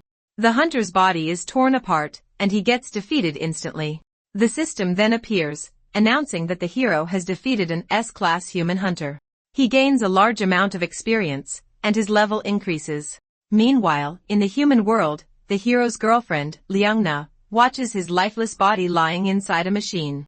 She realizes that his weapon, equipment, and even his dragon have already returned to him. Now she understands that only one thing remains to return to him, and that is nothing else but herself. On the other side, Hunter Shin's father, Chung, an archer of the Divine Legion, sits at his residence and is busy fishing. A soldier suddenly arrives and reports that the 21st Legion, Unit 511, has suffered a complete defeat and that his son Shin has died in battle. The father asks whether the body has been recovered. The soldier replies that it has not been found. Hearing this, the father orders a national funeral to be arranged with an empty coffin and instructs them to announce that his son died honorably on the battlefield. Although the father remains calm, his second son, Ling, an SS-class mage, becomes angry.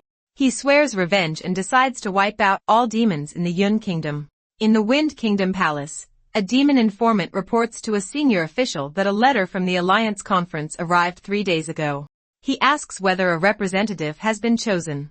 The senior thinks to himself that the Alliance Conference feels like a public humiliation for small nations like theirs. Still, as part of the Alliance, they have no choice but to participate. When he replies that no representative has been decided yet, the informant suddenly reveals his true form and kills him on the spot.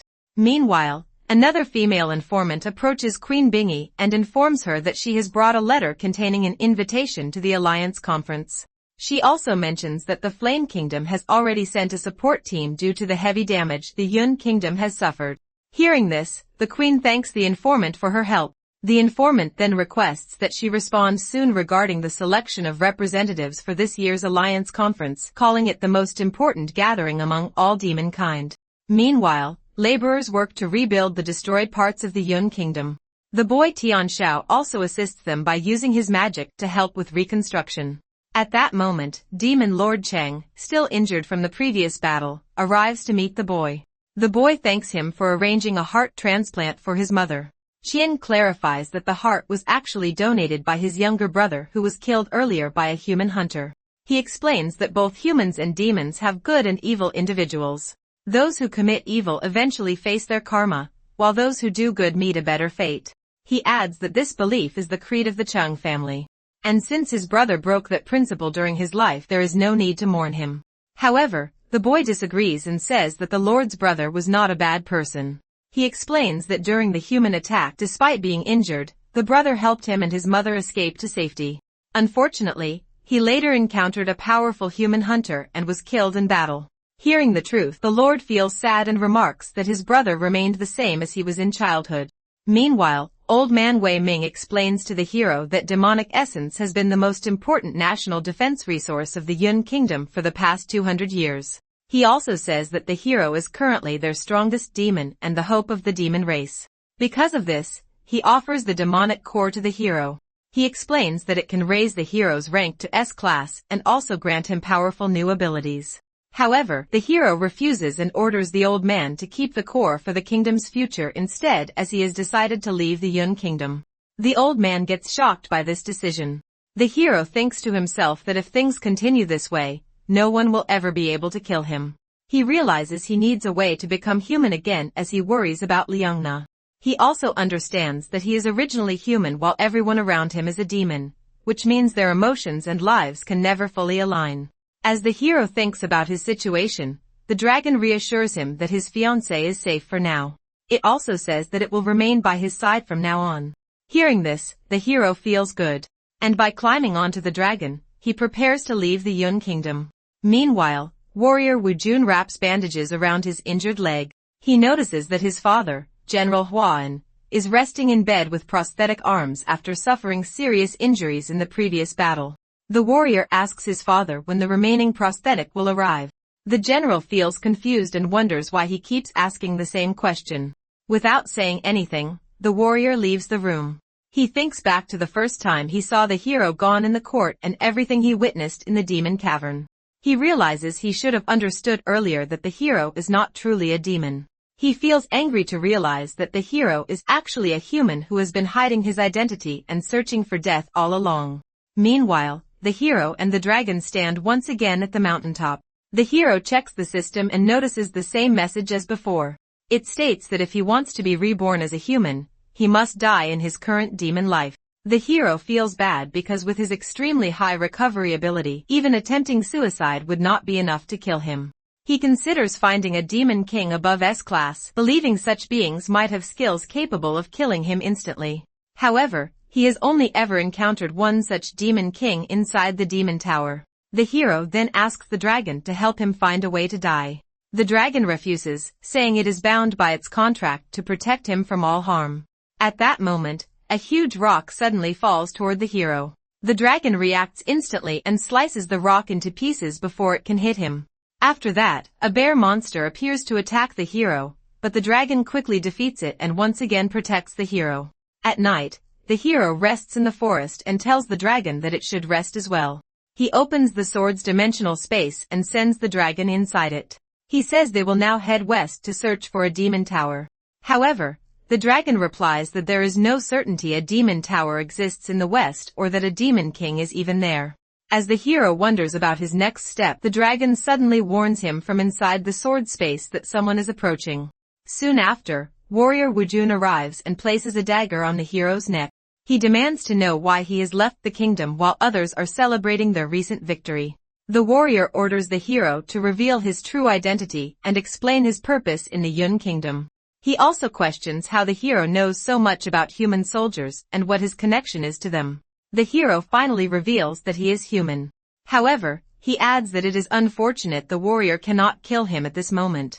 The warrior asks why the hero has always shown a desire for death, noting that even during battles with human soldiers, he seemed to be seeking it. The hero explains that he was originally human, but was mistakenly placed into a demon body.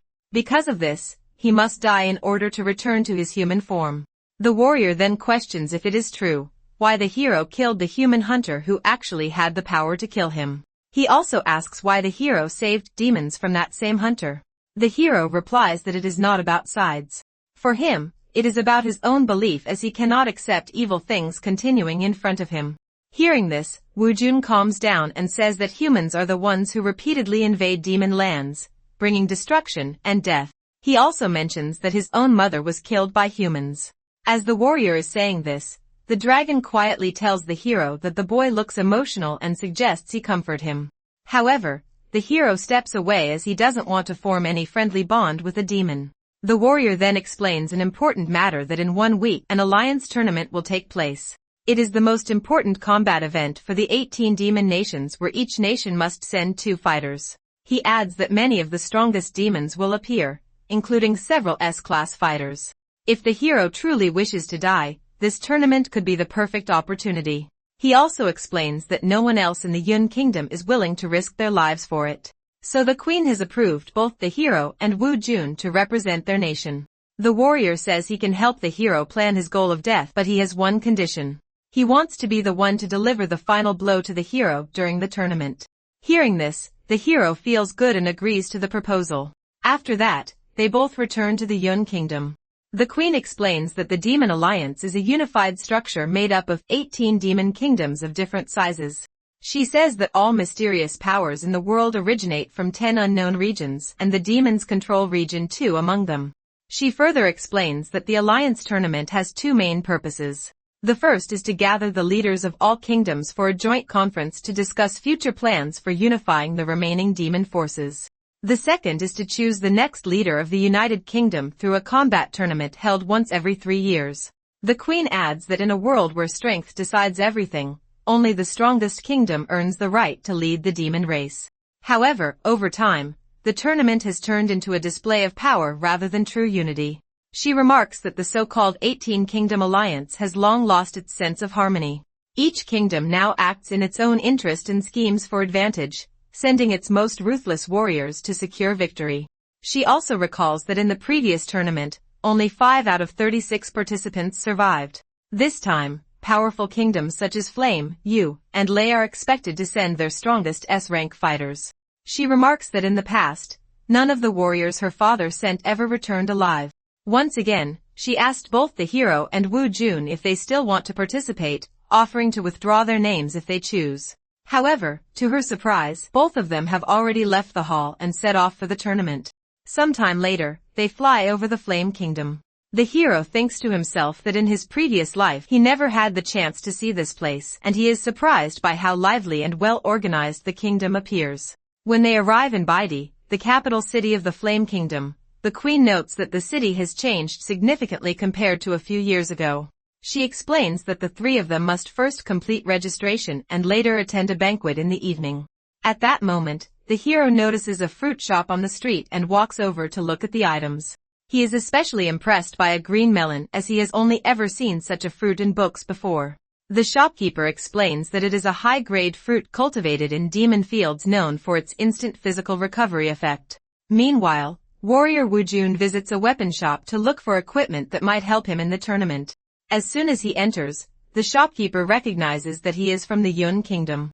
The shopkeeper speaks with disrespect, saying that the Flame Kingdom is far superior to the Yun Kingdom in national strength, resources, and economy. He then asks whether the warrior has come merely to watch the tournament.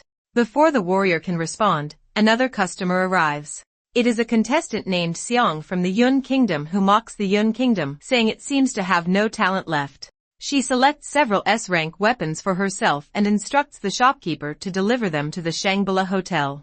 As she leaves, she remarks that the Yu Kingdom might end up facing her in the tournament. But she mentions that her true competition is not the Yu Kingdom at all, but the strongest fighters from her own Yun Kingdom. Afterward, the hero, Wu Jun, and the queen make their way toward the hotel. Along the way, the warrior comments that the people in the city seem extremely arrogant. The queen explains that this is only natural. Everyone gathered here is a competitor in the upcoming tournament, and each participant wants to prove the strength of their kingdom. She explained that when the 18-Kingdom Alliance was first established, things were very different. At that time, the kingdoms possessed similar levels of strength, creating a balance of power among them. However, as the years passed, only the Flame Kingdom, Yu Kingdom, and Lei Kingdom managed to rise above the rest in both influence and military power. According to her, the strong naturally continue to grow stronger, and it is simply the way the world develops. The queen then explains the rewards of the alliance tournament. The final champion receives an advancement stone, a rare treasure that provides the fastest path to becoming an S-rank demon. At the same time, the ruler of the victorious kingdom earns the position of commander of the 18 armies, gaining authority over the alliance's military forces. They also obtain the key to the apocalypse. In other words, the winning kingdom gains access to more S-rank warriors, greater national strength, command of the alliance's armies, and valuable mining rights in a special region. While discussing these matters, the group finally arrives at the Shangri-La Hotel. At that moment, a young boy arrives at the hotel as well with his sister in a wheelchair. Warrior Wu Jun soon notices that Shang, the contestant from the Yu Kingdom whom he met earlier in the weapons shop, is also present. Seeing her, the warrior asks the queen if he can eliminate her right there. However, the queen immediately stops him and warns that any violent action could be reported to the tournament officials, leading to his disqualification. Meanwhile, the hero Gon approaches the young boy and asks whether the boy has also come to participate in the alliance tournament. The boy confirms that he and his sister are representatives of the Mist Kingdom. Hearing this, the hero tells him that if they happen to face each other during the tournament, he should not hold back. The hero wants him to fight with everything he has. As they continue talking, an invisible thief suddenly snatches the queen's bag and escapes. The queen gets worried because the bag contains their invitation letter and all of their registration documents for the tournament. Seeing the situation, the boy from the Mist Kingdom quickly hands his sister over to the hero. He then activates a sensing skill and begins tracking the thief's location. As he finally finds out the location, he throws an ice attack in that direction and instantly freezes the thief in place. Warrior Woojun quickly captures the thief, who begs for mercy and asks not to be reported to the higher authorities for his crimes. The hero then thanks the young boy for his help and asks whether he has already reached S rank. The boy rejects and explains that no warrior in his kingdom has achieved S rank yet. He adds that he is still working hard to reach that level himself. As they enter the hotel to check in, a senior man watches them from an upper floor. Looking at the gathered participants, he remarks that representatives from every kingdom have finally arrived and that the preliminary events are about to begin. Queen Bingy notices that too many people have gathered at the hotel. She worries that if the check-in process takes much longer, everyone might miss the banquet. As the hero observes the crowd, he realizes that everyone is focused on their own registration and no one is paying attention to those who need assistance. When the hero's group finally reaches the reception desk, the queen allows the boy Lucy to register first because his disabled sister needs to rest. The receptionist asks the boy to present his documents quickly as the time is limited. While they are handling the registration, the attention of everyone in the lobby suddenly shifts toward the entrance. A famous warrior named Lin from the Lei Kingdom has arrived to participate in the tournament. The crowd gets excited by his appearance, and many people begin clearing a path toward the reception desk so that Lin can check in first. In this chaos, one of the guards pushes Lucy aside, to which his disabled sister gets worried. But our hero reassures her to not worry as he will personally take care of the situation. At this moment, the receptionist informs Lin that since his mother is unwell, he may use the green channel and bypass the normal queue for registration. The guy instructs his guards to bring his mother forward while he handles the check-in himself. However, suddenly, the hero Gon steps in and pushes the guy aside from the reception, stating that the disabled girl must be registered first. From his room above, a senior observer remarks that things are about to become interesting as Lin is not only a rising star but also a highly influential figure within the demon race.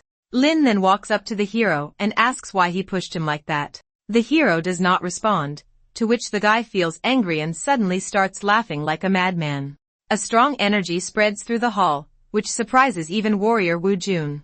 The guy then remarks that the hero seems to possess unusual abilities and orders him to begin a fight immediately. But then suddenly, a short-heighted manager arrives and informs the guy that he will be disqualified if he engages in combat before the official match. He also tells him that he should not waste time dealing with such insignificant people as he has already been assigned a luxury apartment in the hotel where no check-in formalities are required. Hearing this, Lin calms down and leaves for his apartment, stating that he will deal with the hero during the match later. Meanwhile, the manager checks the documents of the young boy, Lucy. He allows the boy to enter but refuses permission for his sister to check in. The boy feels disappointed and explains that the invitation permits them to bring a companion. However, the manager says that the room availability is limited and priority is given only to the contestants. When the manager mocks the Yun Kingdom, warrior Woojun becomes angry. He tells the manager that they are all contestants and deserve at least some respect.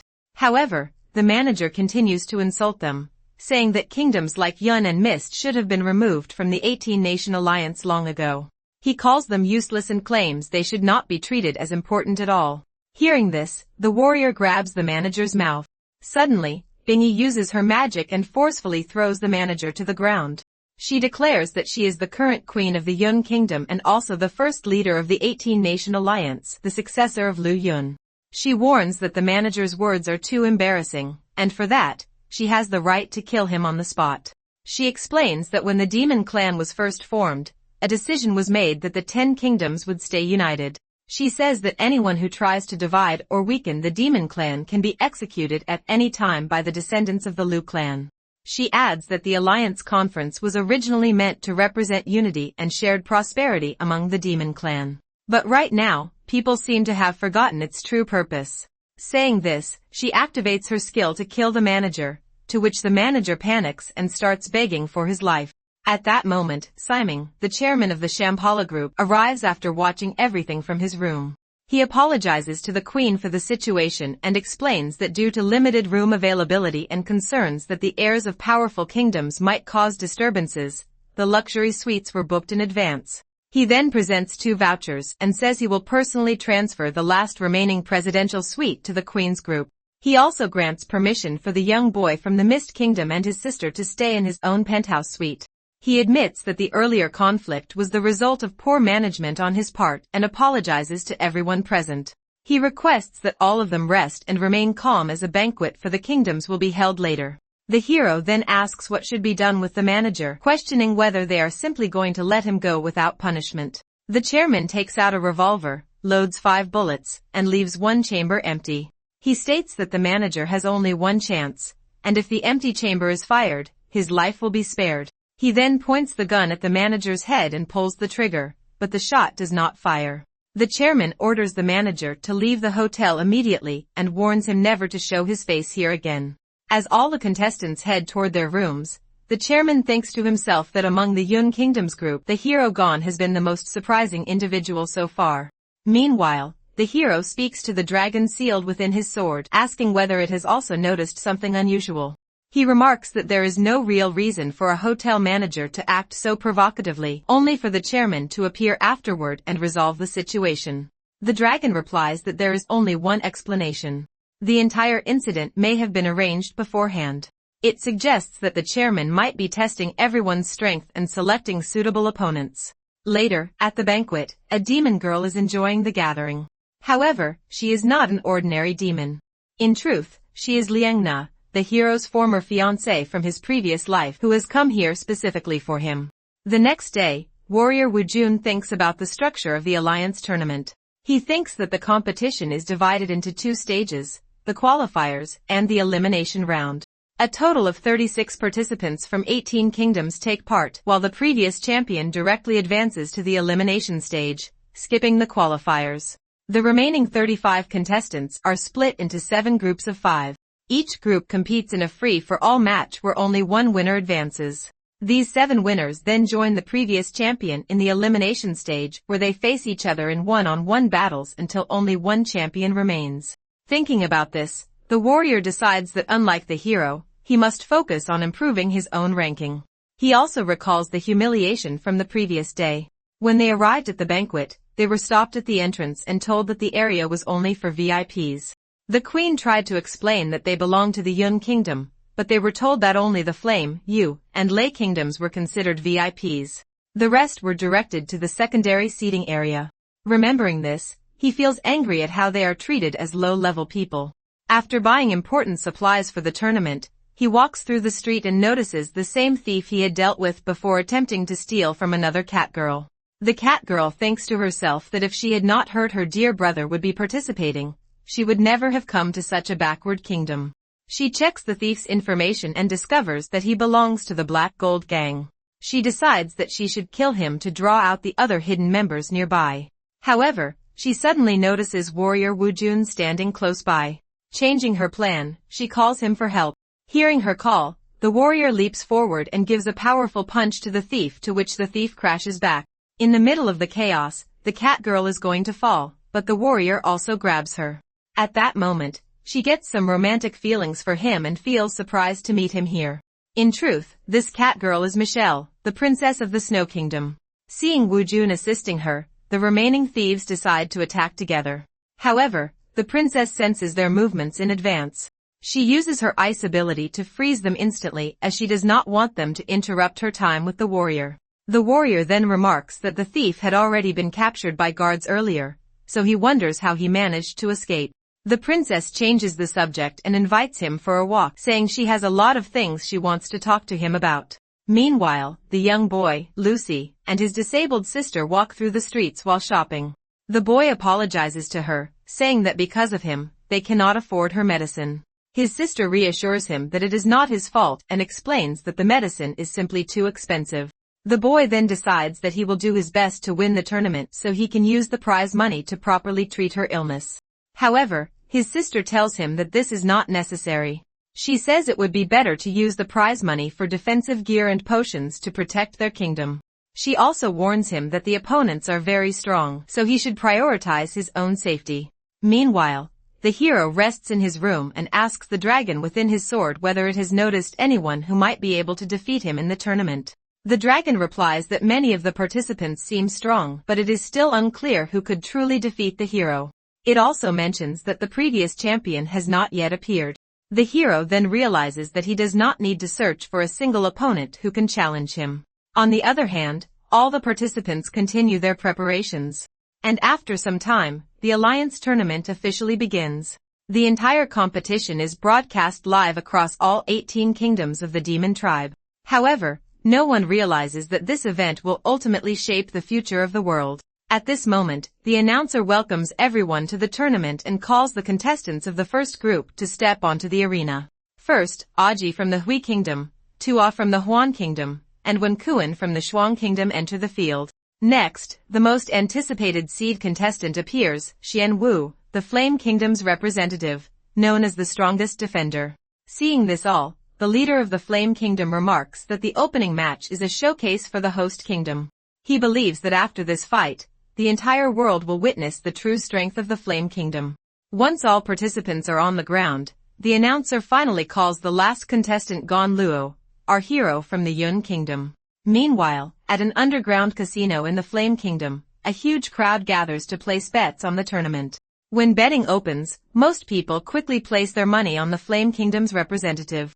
Some of them laugh and say they cannot risk betting on anyone else as the other contestants look too weak, especially the participant from the Yun Kingdom.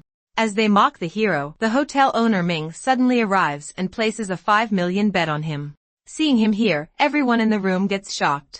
The owner explains that his own match is scheduled later, so he has come to spend some time watching the betting. The manager reminds him that he should start preparing for his fight, but the owner replies that he first wants to watch the hero's performance on the big screen. Meanwhile, as the announcer signals the start of the first round, all participants in the arena activate their abilities. The Flame Kingdom's S-rank representative summons his armor as the other fighters immediately rush to attack him together. They launch powerful strikes, but get shocked to find that their attacks cause no damage at all. Seeing this, Lin remarks that this is a common strategy used by weaker opponents, ganging up on the strongest target first. However, he also notes that without proper defensive armor techniques, fighting in this arena is meaningless. During the chaos, he notices something unusual. While everyone else is engaged in battle, the hero Gon from the Yun Kingdom is still standing in the place. The hero then asks the dragon sealed within his sword if it is ready. When the dragon confirms, the hero pulls out his sword to reveal his true strength to everyone. He calls out to all participants and instructs the cameras to focus only on him. By warning everyone to activate their strongest defenses, the hero gives a powerful strike toward all the fighters at once. The impact creates a massive explosion and splits the arena walls into two parts. The crowd gets completely shocked to see that all participants are knocked out instantly, while even the Flame Kingdom fighter suffers serious injuries. The hero then warns the remaining opponent that he is about to launch a full power attack. However, the fighter gets scared of the hero's strength and chooses to surrender. He realizes that the hero's weapon can bypass any defense and deal direct damage. He also understands that if the hero had used his full power earlier, the entire arena would have been destroyed. At that moment, the announcer steps onto the arena and declares Gon as the winner of the first qualifying match. The hero takes the microphone and, as part of his plan, begins insulting the fighters from all kingdoms. He calls them weak and claims they have no real power. He declares that first place belongs only to him because he is the strongest demon present. He then challenges anyone who disagrees to come and fight him directly. Meanwhile, the people of the Yun Kingdom also get amazed to witness the hero's victory. They comment that his presence has already brought major changes to their kingdom and that because of him, Yun Kingdom has managed to survive many challenges. At the arena, the announcer begins the second match featuring Lin from the Lei Kingdom. Using his swift and powerful movements, the boy easily defeats all his opponents in an instant and wins the round. Seeing this, General Huan remarks that with such powerful demon tribes existing, the Yun Kingdom never had a chance to stand strong in the past. However, the old man Wei Ming reassures him, saying that with the hero's rise, the Yun Kingdom may once again return to its former peak. Soon after, the participants for the third round enter the arena. The first is Xing Tian from the Feng Kingdom, followed by Dao Long from the Shi Kingdom. Two other contestants join them as well, and the fifth participant is warrior Wu Jun. At this moment, Queen Bingy asks the hero whether all participants will now target their kingdom's fighter. The hero replies that Dao Long is the strongest among them, and that as long as they keep an eye on him, there should be no problem. He adds that there are 7 rounds in the qualifiers, and this particular round is the only one without an S-level demon tribe member. Meanwhile, the cat girl, the princess of the Snow Kingdom, wishes good luck to warrior Wu Jun. Seeing this, members of her own kingdom criticize her, saying she should support her own side instead of their opponent. As the match begins, 2 fighters immediately leap at warrior Wu Jun to attack together. However, the warrior uses his flower technique and defeats both of them in an instant. On the other side of the arena, Dao Lang swiftly cuts down Xing Tian's head with a single strike. Now only 2 participants remain on the battlefield who have to face each other. Warrior Wu Jun thinks that his opponent is only an A-level demon with high attack power. After his previous training in the demon cave and battles with the human race, he believes he has become much stronger. With this confidence, he moves behind the opponent with incredible speed and cuts him into 2 using a poisoned hand dagger. He feels satisfied and assumes he has already won the round. However, to his shock, Xing Tian, whose head was previously severed, suddenly revives and inserts his sword into Wu Jun's chest. The queen gets stunned to see this and wonders about how an opponent with such injuries can still fight. Meanwhile, the hero Gon senses that something is seriously wrong with this opponent. Warrior Wu Jun breaks free from the opponent's grip and gives multiple slashes on his body, but the wounds heal instantly, and the opponent gives another powerful strike to the warrior. The warrior notices that the opponent's strength is increasing rapidly as he begins transforming into a monstrous form. The hero then warns him that the opponent is highly suspicious, surrounded by a strange aura, and advises him to withdraw from the match. However, Wu Jun refuses to give up as he did not enter the battlefield to surrender. He recalls the helpless feeling he experienced during his fight against the human race and decides never to feel that way again. He declares that he will take first place in the tournament and grow stronger at any cost. Deciding this, he activates his A+ ability and unleashes a dragon breath attack at his opponent. The strike causes massive destruction across the arena, blasting away half of the opponent's body. Just as the announcer is about to declare the warrior as the winner, something strange occurs because the opponent's body begins to regenerate once again. Even more shocking, the opponent manages to copy the warrior's dragon breath skill. He immediately fires the same attack back at him, which causes a massive explosion there, and warrior Wu Jun loses this round. At this moment, the hero arrives with both girls to check on his condition. He reassures them that at the last moment, the warrior relied on instinct to avoid fatal damage. And right now, he is just severely injured and unconscious. After they take Wu Jun to the medical room, the hero becomes certain that the Feng Kingdom contestant is highly suspicious. Meanwhile, the Feng Kingdom leader is also pleased with the result. He recalls how a few days earlier they had inserted a strange insect into the dead body of that same member before bringing him back into the tournament. Because of that insect, the contestant was revived, healed completely, and gained additional powers. At that time, a senior member of the evil clan told them that they must now assist in completing the next phase of the mission. In the present, the Feng Kingdom leader and the contestant meet the evil clan senior and report that they have successfully passed the first round. The senior praises them and says that the first place in the tournament will also belong to them. Meanwhile, at the arena, the Yu Kingdom girl wins the 4th round, and the Flame Kingdom representative Siming, the hotel owner, then wins the 5th round. After that, the announcer calls the contestants for the 6th round onto the arena. He announces that the first participant is a girl from the Lei Kingdom named Jasmine. Hearing this name, our hero, Gon, gets shocked and remembers his past life as a human when he once got lost in a forest and was badly injured. At that time, a little girl had found him and treated his wounds with bandages. When she asked for his identity, he replied that he could not remember how he arrived there, but he only remembered his name. When he asked her name in return, she said she was Jasmine. Soon after, guards arrived and called her Princess Liangna, urging her to return because her mother might already be back. After that, the two of them became friends and often escaped together to spend time outside.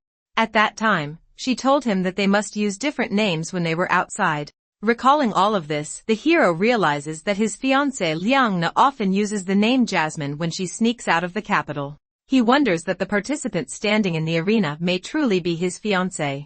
When the match begins, the princess uses an ice technique and freezes all her opponents instantly. The hero gets surprised as her ability also resembles that of his fiancée.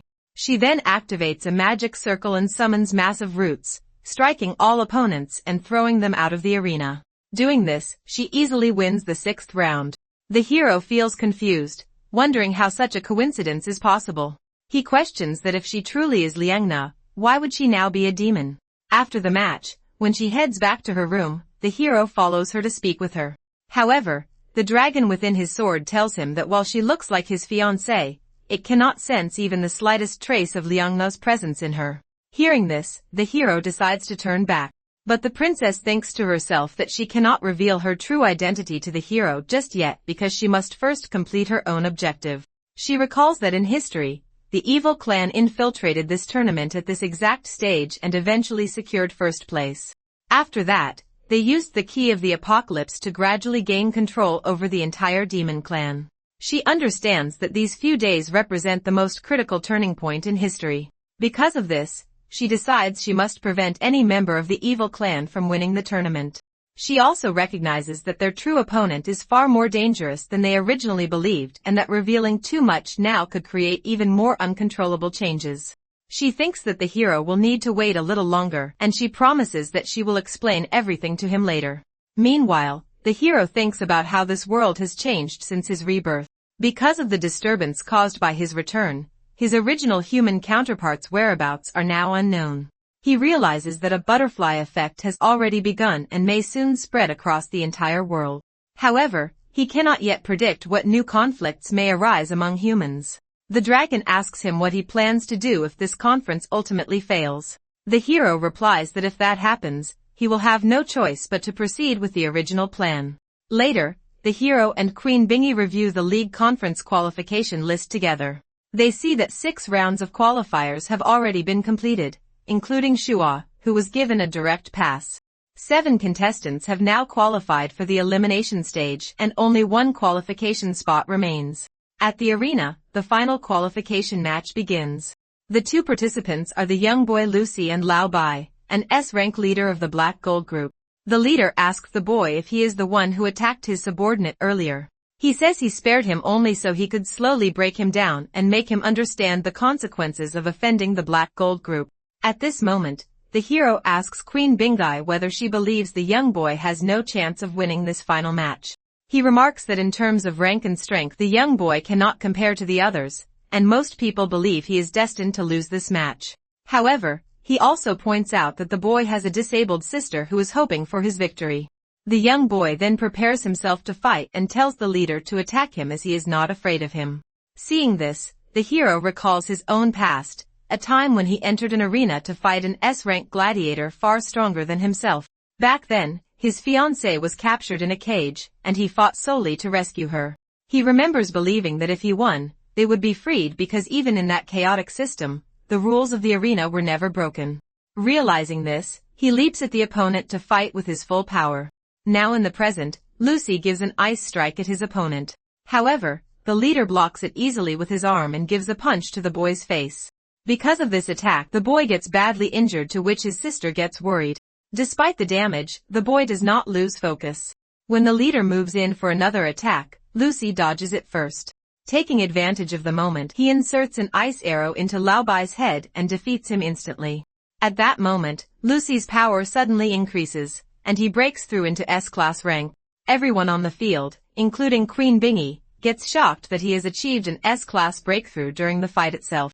The announcer also declares him as the winner of the final qualification round. Announcer states that the 8 contestants for the elimination stage have now been finalized. He explains that the elimination round will consist of 3 stages, each made up of one-on-one life or death battles. He then instructs all contestants to go backstage and draw lots for their matchups. As the participants move backstage, the hero looks at Jasmine and decides that he must return to his human body at any cost to understand what is happening there. The dragon then warns him that the greatest threats to his life are Lin and Si Ming. It also adds that Shua's strength is still unknown, but it is certainly not weak. The hero draws his lot and discovers that he has number 1, meaning his opponent will be the contestant who draws number 2. Looking around, he sees that Lucy has drawn number 2. At that moment, Si Ming, the hotel owner, notices that he himself has drawn number 5. However, he wants to face the hero directly, so he uses a mysterious technique and swaps his number with Lucy's. Doing so, he shows his new number and tells the hero that if he wishes to die, he will gladly fulfill that wish in their upcoming match. After that, the announcer informs everyone that the numbers have been assigned, and the first elimination round will feature 2 matches happening at the same time. At this moment, Si Ching, the leader of the Flame Army, arrives to oversee the battles. He announces that the first match will be between the hero Gon and the hotel owner, while the second match will be between the Yu Kingdom girl and Xing Tian from the Feng Kingdom. He explains that since the elimination stage is extremely dangerous, they will follow the usual procedure. Using a strange magical technique, he teleports both the hero and the owner to the top of a massive statue in the Flame Kingdom where their battle will take place. The hero asks the owner if he has used his ability to ensure they would be paired together. He says he has already noticed that the owner has been using his power from the beginning, like a revolver with one empty chamber. However, the hero also points out that the owner does not seem focused on winning the tournament. If victory were his only goal, he would have had many easier options. Sai Ming mentions that this confirms the hero is not an ordinary demon clan member as he can even perceive his ability. He explains that to him, life is usually predictable and certain. He has always been able to see his victories in advance using his future vision ability. But when he looks at our hero, he sees something uncertain, something he cannot control or predict. The hero tells him that if he truly wants to defeat him, there is only one way. He must kill him in front of everyone. Otherwise, the hero himself will be the one to defeat him in front of the whole world. As the owner prepares to attack, he suddenly recalls the futures he has already seen. In all 4 scenarios, the result is the same. He loses to Gon. He tries again, simulating 256 different outcomes, but every single one ends with his defeat at our hero's hands. He realizes that the hero's power is overwhelming, and even a fully matured S-ranked demon would not be able to defeat him. Meanwhile, on the other side of the battlefield, the Yu Kingdom girl gets several injuries while fighting the evil opponent. She realizes that even if she uses all her strength, the enemy can regenerate instantly, making it impossible for her to kill him. She also recalls warrior Wu Jun, who was previously defeated by the same opponent but still managed to push him to his limits in the final moments of their fight. Realizing she can no longer continue in her weakened condition, she surrenders.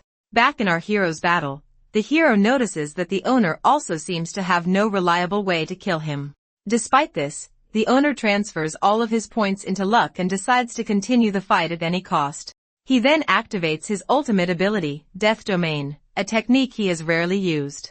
As he takes this action, the surroundings transform, and an SSS rank Scythe-type monster appears to assist Si Ming in the battle.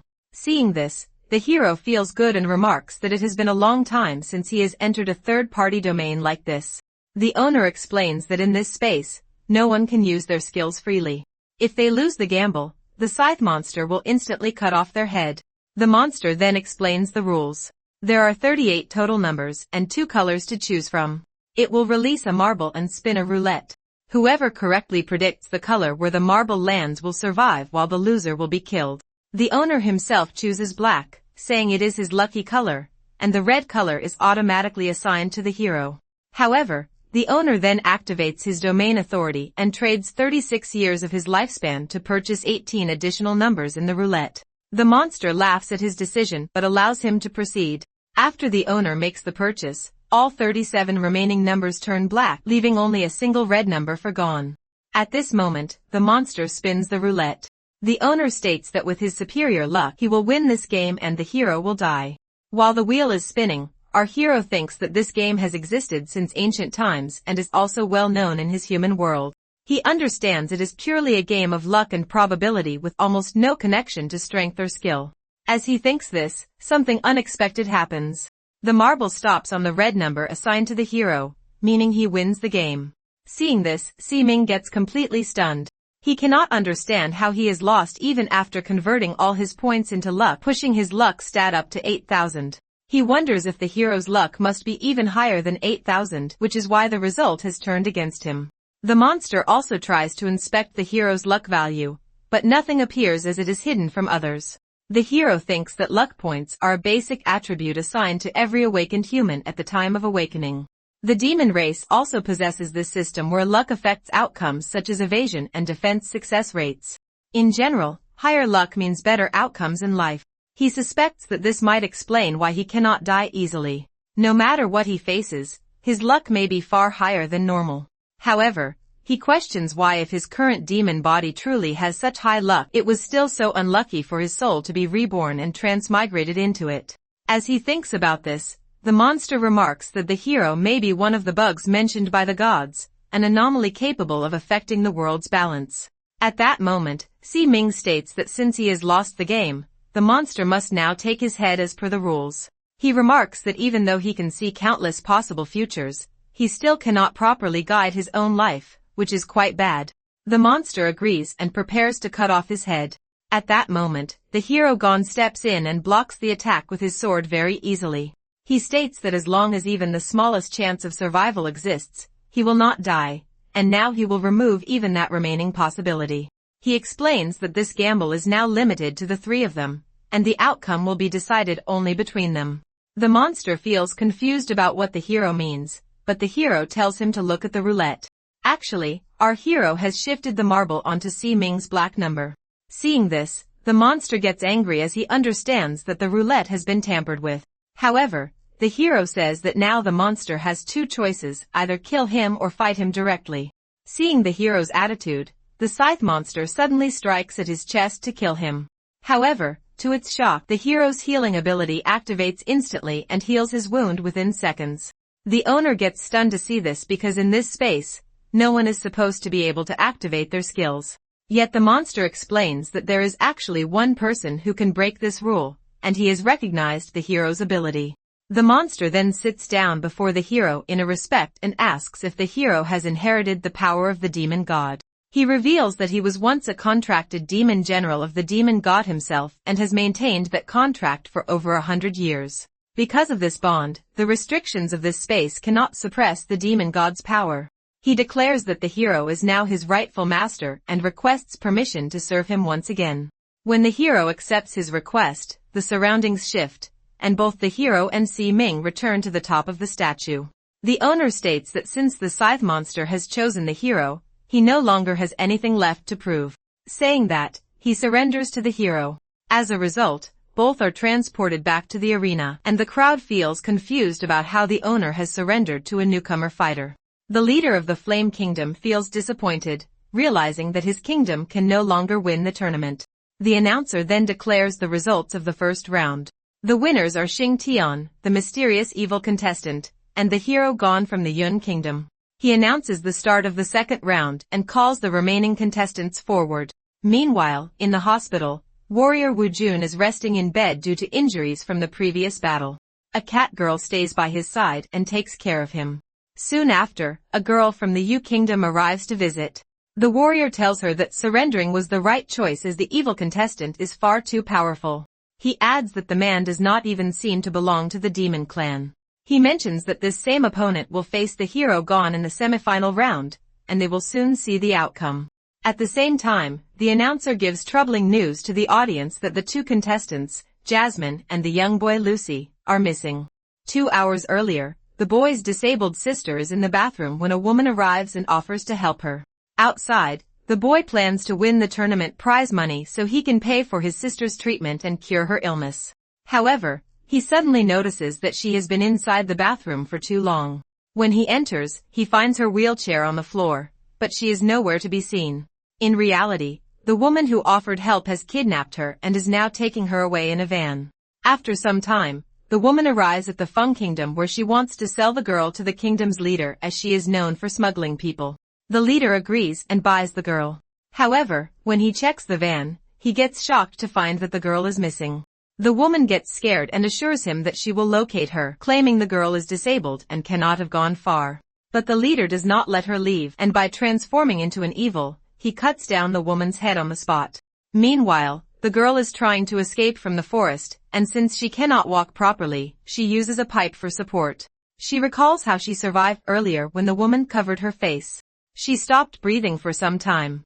Because of that, the drug did not fully affect her. After some time, she woke up inside the van and managed to escape. While moving through the forest, she reaches a place where she notices a group of strange people gathered. Xing Tian, the so-called evil fighter, is also among them. He tells the group that their plan has changed as someone has already discovered their presence. This is why they have to proceed earlier than planned. Seeing them, the girl understands that something is strange because all of them seem to be under some kind of control as if possessed by a spell. She even notices the hotel receptionist among them who is acting without awareness. As she is watching them secretly, another evil being suddenly appears behind her and tells her that the master is calling everyone for a meeting. But suddenly, the evil being realizes that the girl does not belong to their race, to which he transforms into a monster to attack her. However, when the girl does not react, the creature fails to properly identify her and leaves the area. Once he is gone, the girl quickly grabs her pipe again and starts escaping from there. While moving, she realizes something important. These people are under the control of a strange and unknown force. She also recognizes that the man she saw earlier in the center of the group is a participant in the tournament, to which she decides that she has to inform her brother about everything. As she moves on her way, the woman who kidnapped her appears again, but she has now transformed into an evil being as well. She attacks the girl, but at that moment, her brother Lucy arrives. He throws an arrow strike that defeats the woman and saves his sister just in time. Doing this, he also reassures her not to be afraid because he is now here to protect her. However, suddenly, other evil beings, including Xing Tian, arrive there to fight them. Seeing the situation getting worse, the boy Lucy throws a powerful ice attack on all the enemies, causing massive destruction around them. However, when the dust settles down, he gets shocked to find that the bodies of the evil beings have regenerated and fully healed on their own. His sister suggests that there must be some kind of connection linking all of them together. To investigate further, the boy releases a cloud-like sound wave attack and notices strange insects moving inside their bodies. As the enemies rush forward to attack again, the girl observes something crucial. She tells her brother that all the other evil beings are being controlled by the man Xing and advises him to defeat this man first in order to stop them. Hearing this, Lucy activates his ice ability once again and temporarily freezes Xing on the place. Because of this, all the normal evil beings also stopped as there is no one left to control them. Seeing this, the sister feels good and remarks that it confirms their suspicion of a mother-child insect system. She explains that the insect inside Xing is the mother insect while the others are subordinate insects that obey its commands. Just then, the kidnapper woman suddenly heals again and inserts an insect-like arm into the sister's stomach. At the same moment, the kingdom's leader appears. He comments that both of them are indeed intelligent as they have uncovered the secret behind the enemy's power. However, he reveals the truth that there is not only one mother insect inside Xing. He himself also carries another mother insect within him. Using his ability, he breaks the guy free from the ice who grabs the brother by the neck. Seeing no other way to escape, the brother loses hope and believes this may be the end for both him and his sister. But suddenly, the hero's fiancée, Princess Liang Na, arrives on the battlefield. She swiftly cuts off Xing's arm in one strike. She also grabs the kidnapper woman using her root ability and heals the sister's wound. Meanwhile, at the arena, the announcer states that they have been waiting for quite some time, but the third match contestants, Lucy and Jasmine, still have not arrived. As a result, both of them are disqualified from the tournament. The announcer then sends the popular fighter, Lin, and the woman, Shou, to a pyramid-like location to compete in the next round. The popular fighter remarks that the location is very interesting as it is believed to be the source of all magic in the world. At that moment, both fighters activate their abilities and start the battle. At first, Lin attempts to attack the woman from behind, but she dodges the strike and gives a kick to his face. Watching the match, Queen Bingy comments that the popular guy's cloud-based power is being suppressed by the woman's star system ability. She adds that in battles between S-rank fighters, elemental advantages are still very clear. She then tells our hero that his next opponent is Xing. However, she wonders what kind of ability that guy actually possesses as it was not mentioned during the introduction. Just then, Warrior Wu Jun arrives and informs them that the guy uses star system power, although it does not seem like the source of that power truly belongs to him. Hearing this, the hero says that he will defeat Xing. He adds that it has been a long time since he last sensed his presence, and now it feels like a major change is approaching. Meanwhile, Princess Liang Na is still fighting the remaining evil beings. The sister asks her how she arrived here so quickly since she was supposed to be at the arena. The princess explains that she has been tracking and investigating the organization linked to Xing. Following their trail, she eventually reaches this place. She then reveals that the truth has finally become clear. These enemies were originally members of the demon race, but their bodies have been taken over by parasitic beings from the evil race. She further explains that according to history, the evil race was originally expected to win the tournament.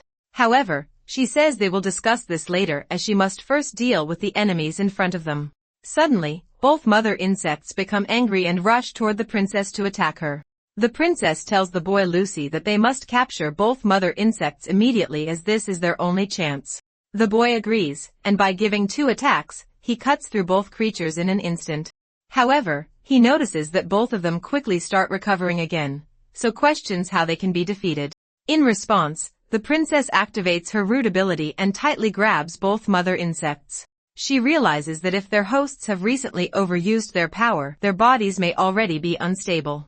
With this in mind, she prepares a mage technique to destroy the insects inside them. She then activates a skill called Sea of Flowers, causing both mother insects to lose consciousness.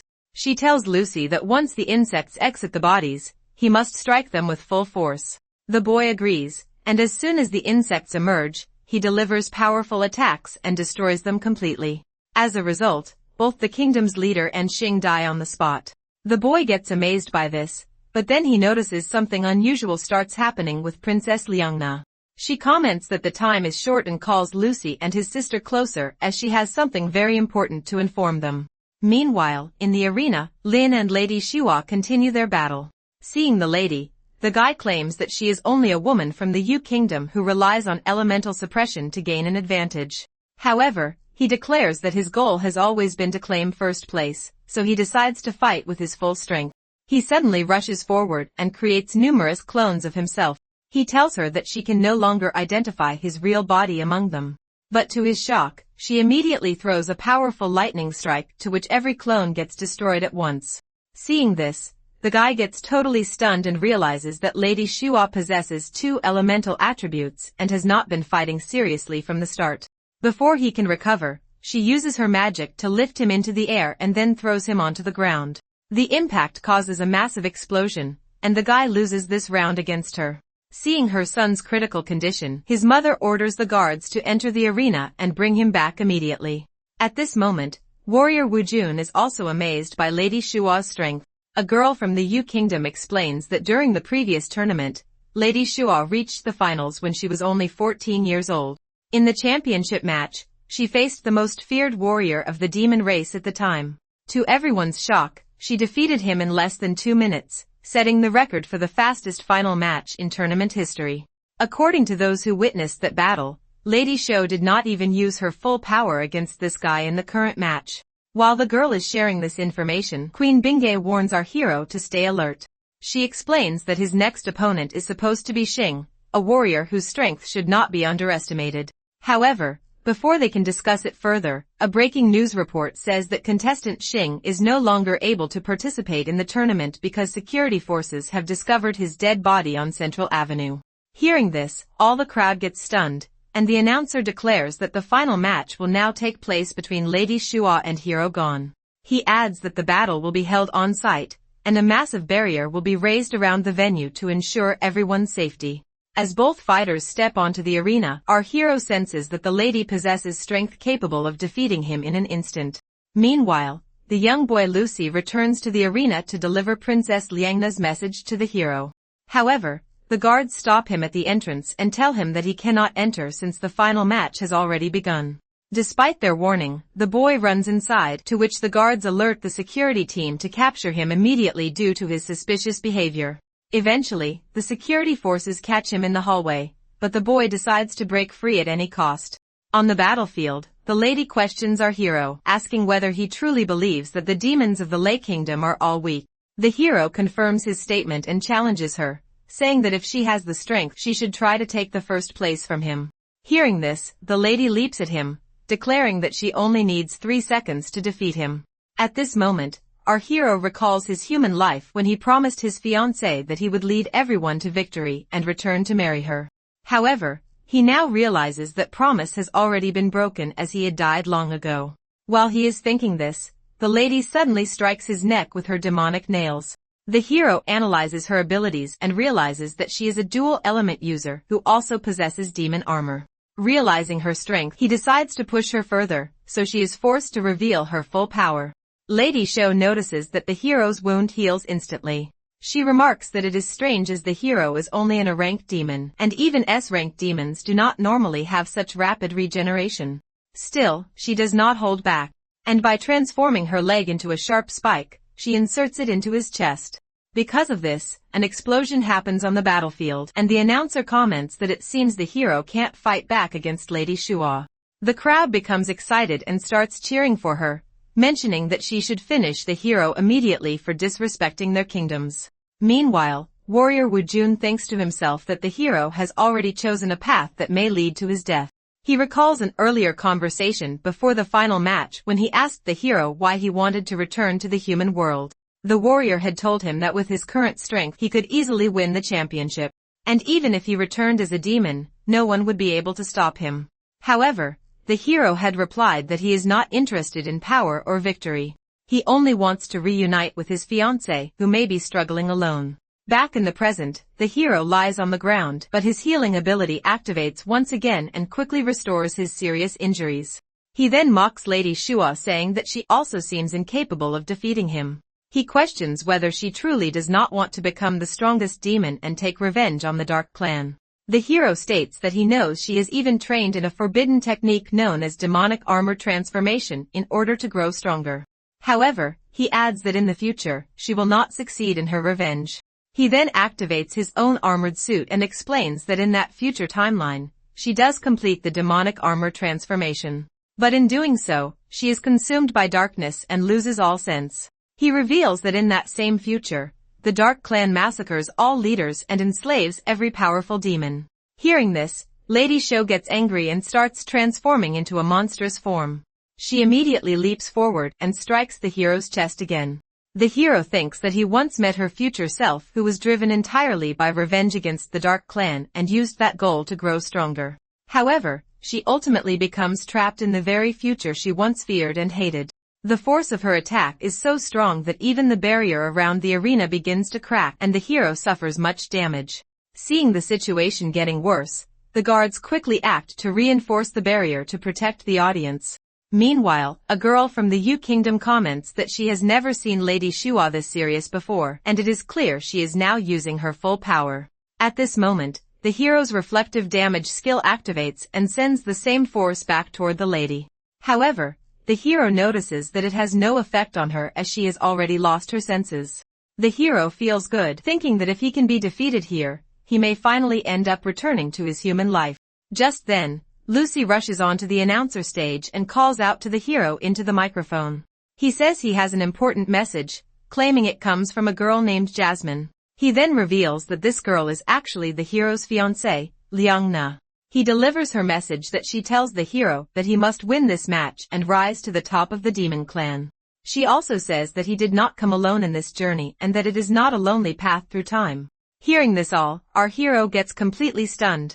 The boy explains that his fiancée has also said once the hero takes first place, she will meet him and explain everything. At that moment, as Lady Shua prepares to strike again, our hero, Gon, summons an ice golem, which easily blocks her attack. Seeing the massive golem, everyone in the arena gets shocked. And General Huan from the Yun Kingdom also realizes that the hero is now getting serious in this battle. As Lady Shua continues fighting the golem, she remarks that this confirms the hero is a rare summoning type demon. However, the hero is still thinking about his fiancée and suspects that she may have been reborn as well. He also wonders why she did not reunite with him directly, feeling that there may be something she is unable to reveal. The dragon apologizes to the hero, saying it failed to sense her presence earlier. It then asks what their next move should be. The hero mentions that they must go and meet her as soon as possible because he has many things he needs to discuss with her. He also realizes that since she wants him to reach first place, she must have her own reason for it. This is why our hero decides to end the match quickly and move forward. Meanwhile, Lucy returns the microphone to the announcer and apologizes for his earlier interruption. The announcer then remarks that the ice golem summoned by the hero is extremely powerful. However, Lady Sho attacks the golem and destroys it on the spot. By now, she has already transformed into a 50% monstrous state and once again charges toward the hero. Seeing this, The hero notices that the side effects of her transformation are beginning to take hold and she still cannot fully suppress the corrupted will within her. Feeling angry, the lady declares that no one can stop her and that she will never be controlled by anything. She collides with the hero with incredible speed, creating another massive explosion on the battlefield. Seeing this, Queen Bingy gets worried for the hero. The girl from the U Kingdom mentions that in the first match, the hero won by destroying the arena. In the second match, no one knew what truly happened between him and his opponent except that the opponent surrendered. However, she notes that this time, the hero is facing a much stronger enemy, making victory far more difficult for him. However, Warrior Wu Jun comments that dealing with Lady Shua does not require the hero to go all out. Hearing this, the girl from the U Kingdom feels bad and the warrior thinks to himself that after hearing Lucy's message, he now understands the hero's true decision. He wishes the hero good luck to win the tournament and to let everyone witness the true strength of the U Kingdom. As the dust settles down on the battlefield, Lady Shua notices that the hero has summoned his powerful sword to block her attack and his injuries have already fully healed. In response, she begins a full transformation into a monstrous form, declaring that even if she loses her sanity completely, she must win this match. Seeing the situation getting worse, our hero also activates the full power of his sword and both of them leap at each other to attack. Their collision creates a massive explosion that shocks everyone present and the protective barrier around the arena gets completely shattered. As a result, the lady gets badly injured. She realizes that even after activating her full monstrous form, she is still effortlessly defeated by the hero, and her armor is also broken. The hero throws a cloth over her to cover her, and at that moment, she understands that he is the true pinnacle of the demon clan.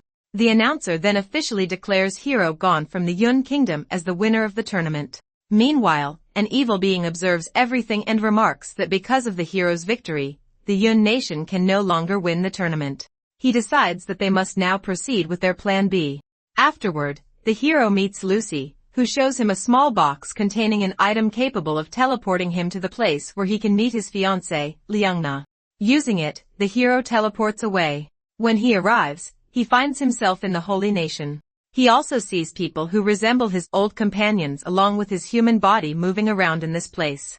Seeing everything, he realizes that he has been sent 6 years into the future to the day just before he originally traveled through time. At that moment, sudden explosions start happening in the area. The hero's fiancée, Princess Liangna, finally appears before him. She tells him that this is the true future she has witnessed. She apologizes for bringing him here without his permission and explains that she only reveals everything now because she could not bear the burden of this future alone. She mentions that every 6 years, on this very day, the evil clan launches a global attack and humanity has no means to resist. She adds that she has been reborn many times, but no matter what she does, it is always too late. Each time she reincarnates, she can only return 6 months into the past while the evil clan has already prepared its plans by then. Hearing this, the hero returns to his human body and hugs her as they have met after a long time. He says that even experiencing a single reincarnation feels like losing part of himself, yet she has endured it countless times. He also realizes that he had always believed the system was responsible for his reincarnation power. But in truth, it was Liangna who brought him back each time. When the hero asks how she managed to do all of this, she explains that in the future, 6 years ahead, she dies. And at that moment, her foresight ability unexpectedly evolves into a form of rebirth. However, this power is limited, and she can only return 6 months into the past, which is never enough to change the outcome of events. In an attempt to break this cycle, she travels to the demon clan's territory. By then, the evil clan has nearly destroyed the entire demon clan, leaving only a few survivors who are forced into slavery. There, she encounters a strange demon who begs her to kill him. This is the same demon whose body the hero is currently using in his demon life. That demon explains that his entire clan and family have already been slaughtered. Despite that, he is unable to die. No matter how hard he tries, even the evil clan cannot kill him. He says that the more he seeks death, the stronger he becomes. However, he is alone and unable to fight the entire evil clan or bring back his loved ones. Because of this, he makes a deal with Liangna. He reveals an ancient secret technique of the demon clan that can send the princess further back in time, and he also allows the hero to return as well. Doing so, he entrusts them with everything, telling her that stopping the evil clan now depends on both her and the hero. Hearing this, Hiragan realizes that this is why the system has been continuously helping him grow stronger at such a rapid pace. The princess then explains that although humanity only recognizes two races, humans and demons, in reality, there are four major races: humans, the evil clan, the spirit clan, and the demon clan. She says that all of them must unite to stop the evil clan. She explains that in the previous timeline, the evil clan won this tournament, which allowed them to gain control of the second region. From there, they secretly infiltrated and manipulated the leadership of the demon clan. She warns that the key to the second region must not fall into the evil clan's hands under any circumstances. The hero mentions that since he has now won the tournament, they have already stopped the evil clan's first move. However, the princess disagrees and says it is not that simple. She suspects that there may already be evil clan spies inside the demon clan, as they were able to infiltrate the tournament so easily. She adds that once they detected her presence, they even began adjusting their plans. She admits she does not know how far their plans will go, but confirms that their ultimate target remains the same: the key to the second region. Meanwhile, at the arena, the announcer congratulates the Yun Kingdom on their victory. He announces that before the awards ceremony, the handover of the demon clan's supreme treasure, the key to the second region, will take place first. He then calls the leaders of both the Yun Kingdom and the Yun Kingdom onto the stage. Seeing Queen Bingy there, the people of the Yun Kingdom get amazed as they believe their kingdom is rising again after 100 years. Elsewhere, Xinling, who has already defeated several evil beings, feels angry and wonders where the hero has gone. On the stage, the leader of the Yu Kingdom, Guang, remarks that no one expected the key to the second region to be handed over to Queen Bingy, a woman. In response, the queen says that even his own daughter is a heroic woman, so decisions should not be made based on gender alone. The queen places her hands crystal and successfully takes control of the key to the second region.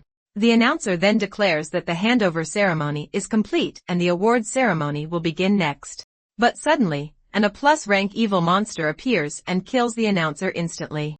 Seeing this, the queen notices that it is not just a single attacker. Many evil clan members have infiltrated the area and begun slaughtering innocent demon civilians. Seeing the situation getting worse, warrior Wu Jun immediately runs to protect the queen. The evil clan members declare that the key to the second region is now in the queen's possession, and they must capture her at all costs. At that moment, the Flame Nation's army leader, Qin Xing, also arrives there to protect the queen. Meanwhile, the hero remarks that the human clan must be in complete chaos right now as Xan Jibiao, a human hunter, has launched a military coup. The princess explains that when she first transmigrated back in time, her body was still too weak. She could not fully use her power, nor did she have enough time to stop the hunter's actions.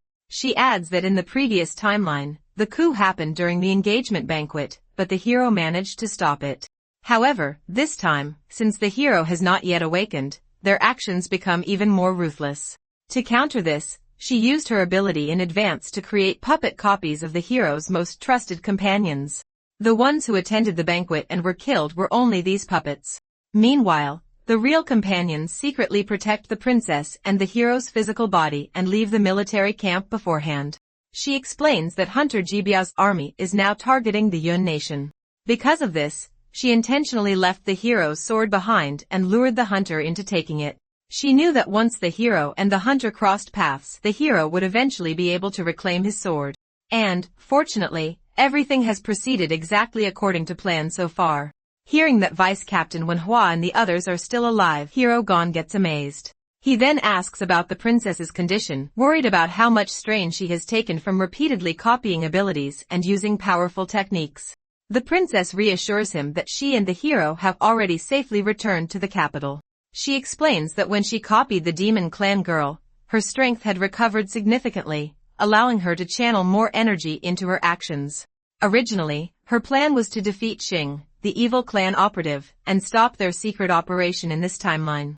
However, once she realized that the hero had also entered the tournament, she understood that the evil clan's plan had changed. From that point, she placed all her trust in the hero.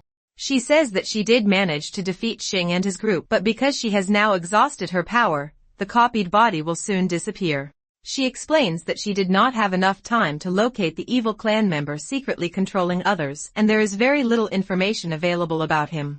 She adds that this rebirth has rewound time too far, causing her resurrection ability to fail completely. Because of this, she considers it her final chance to change the outcome. The hero reassures her to leave everything to him. He promises that he will never allow the evil clan to obtain the key to the second region and that he will eliminate every last member of their forces. As they are talking, the illusionary space around them starts breaking, signaling that their meeting time is coming to an end. The hero hugs her and promises that once he defeats the evil clan, he will come to find her immediately. Before they separate, the princess says there is one more important thing she needs to tell him. Meanwhile, at the arena, evil clan monsters begin attacking the demon civilians. As one monster moves to strike a kingdom leader, the hotel owner, Si Ming, suddenly appears and rescues him in time. The leader tells him not to protect him, saying that the monsters are targeting the key. However, the owner assures him that the army leader is already protecting both the key and Queen Bingy. At that moment, the army leader gives powerful strikes and defeats one of the monsters. But unexpectedly, a strange evil shadow emerges and attacks the army leader very badly. From this shadow, an SS-rank evil monster appears who will continue the battle from now on. The army leader gets shocked to realize that the attack feels like it is pulling him into the shadow itself. Elsewhere, as more monsters rush toward the queen to get the key, warrior Wu Jun blocks them and defeats several of them at once. However, when he tries to attack another enemy, that monster also transforms into a shadow form and binds the warrior tightly with powerful threads. The warrior thinks that his body has already gone through a fierce battle and is still not fully healed. He also realizes that most of the strongest fighters of the demon clan are now injured. The SS rank monster then mentions that he expected the martial arts tournament to gather the strongest demons from across the demon tribe, but instead they all seem weak and useless in combat. Using its dark ability, the monster captures Queen Bingy as well. Seeing this, everyone becomes worried and realizes they are helpless against it. But then suddenly, our hero, Gon, appears again, and by using his golem summoning skill, he crashes the monster's head into the ground. Seeing him, everyone gets amazed, but they also wonder how he can handle such a massive evil clan force alone. However, Seeming confirms that the hero is not alone. He has brought an entire army of ice golems with him. The ice golems immediately move into action and free all the captured people from the evil clan's grip. Seeing this, warrior Wu Jun remarks that they can now leave this battlefield to the hero as he is capable of handling it on his own. At the same time, leader Guang of the Lei Kingdom asks his eldest son, an S-rank demon, about the condition of his daughter, Shua. The son reassures him that she is not seriously injured as the hero did not attack her with his full strength. Hearing this, the leader realizes that he never expected the entire demon clan would end up relying on the hero alone. He remarks that after 2,000 years, it is once again the Yun Kingdom that has united the demon clan. As everyone focuses on the battlefield, the senior evil clan monster suddenly transforms into a shadow. It reshapes itself into a massive hand and tightly grabs hero Gon. Seeing this, leader Guang gets shocked and remarks that shadow power is legendary. He explains that it not only has overwhelming destructive power, but also elemental properties, making physical attacks almost useless against it. However, to everyone's surprise, our hero sends his powerful sword from within the shadow's grasp, which transforms into multiple arrows and inserts into the monster's true body.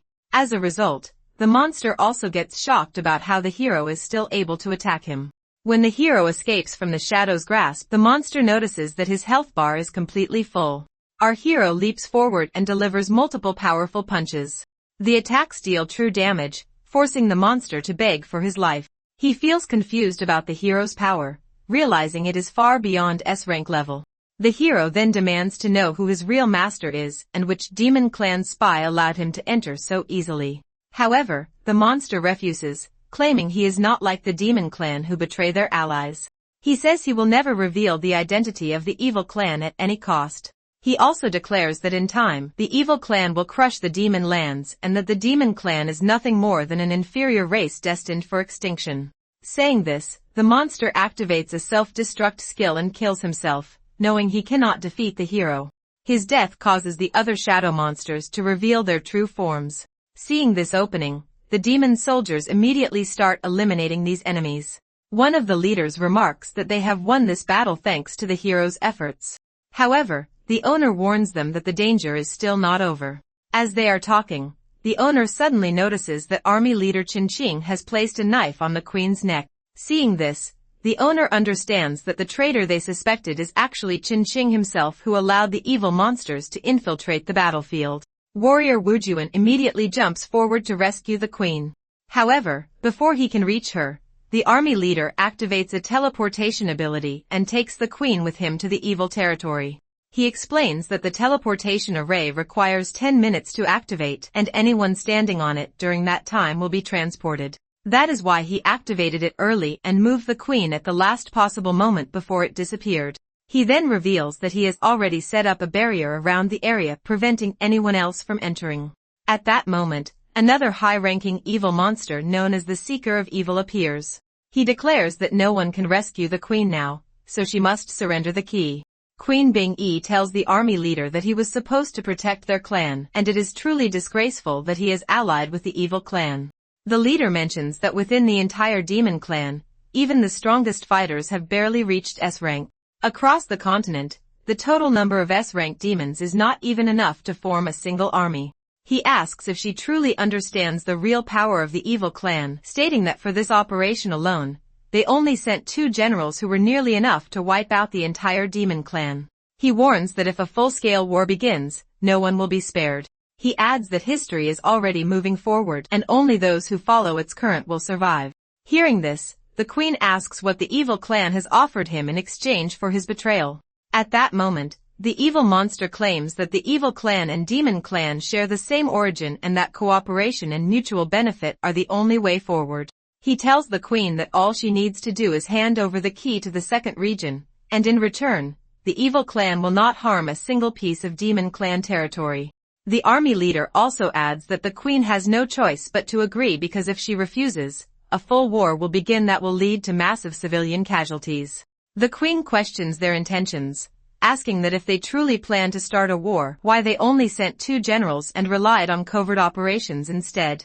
She explains that the key transfer requires the previous holder to willingly give it up, and she declares that she would rather die than surrender it to them. Meanwhile, our hero and the other demon clan leaders are searching the arena for Queen Bingyi's location. Warrior Wujun blames himself, saying he should not have been away from the queen. The Flame Kingdom's leader also orders his soldiers to begin a full-scale search and find the queen at any cost. The Lei Kingdom's leader also instructs his son to gather all troops and assist in the search. At the same time, the owner decides to use his skill to scan every location within a 10-kilometer radius. The boy, Lucy, agrees and activates his own ability to help as well. Using his power, he sends out energy waves across the area.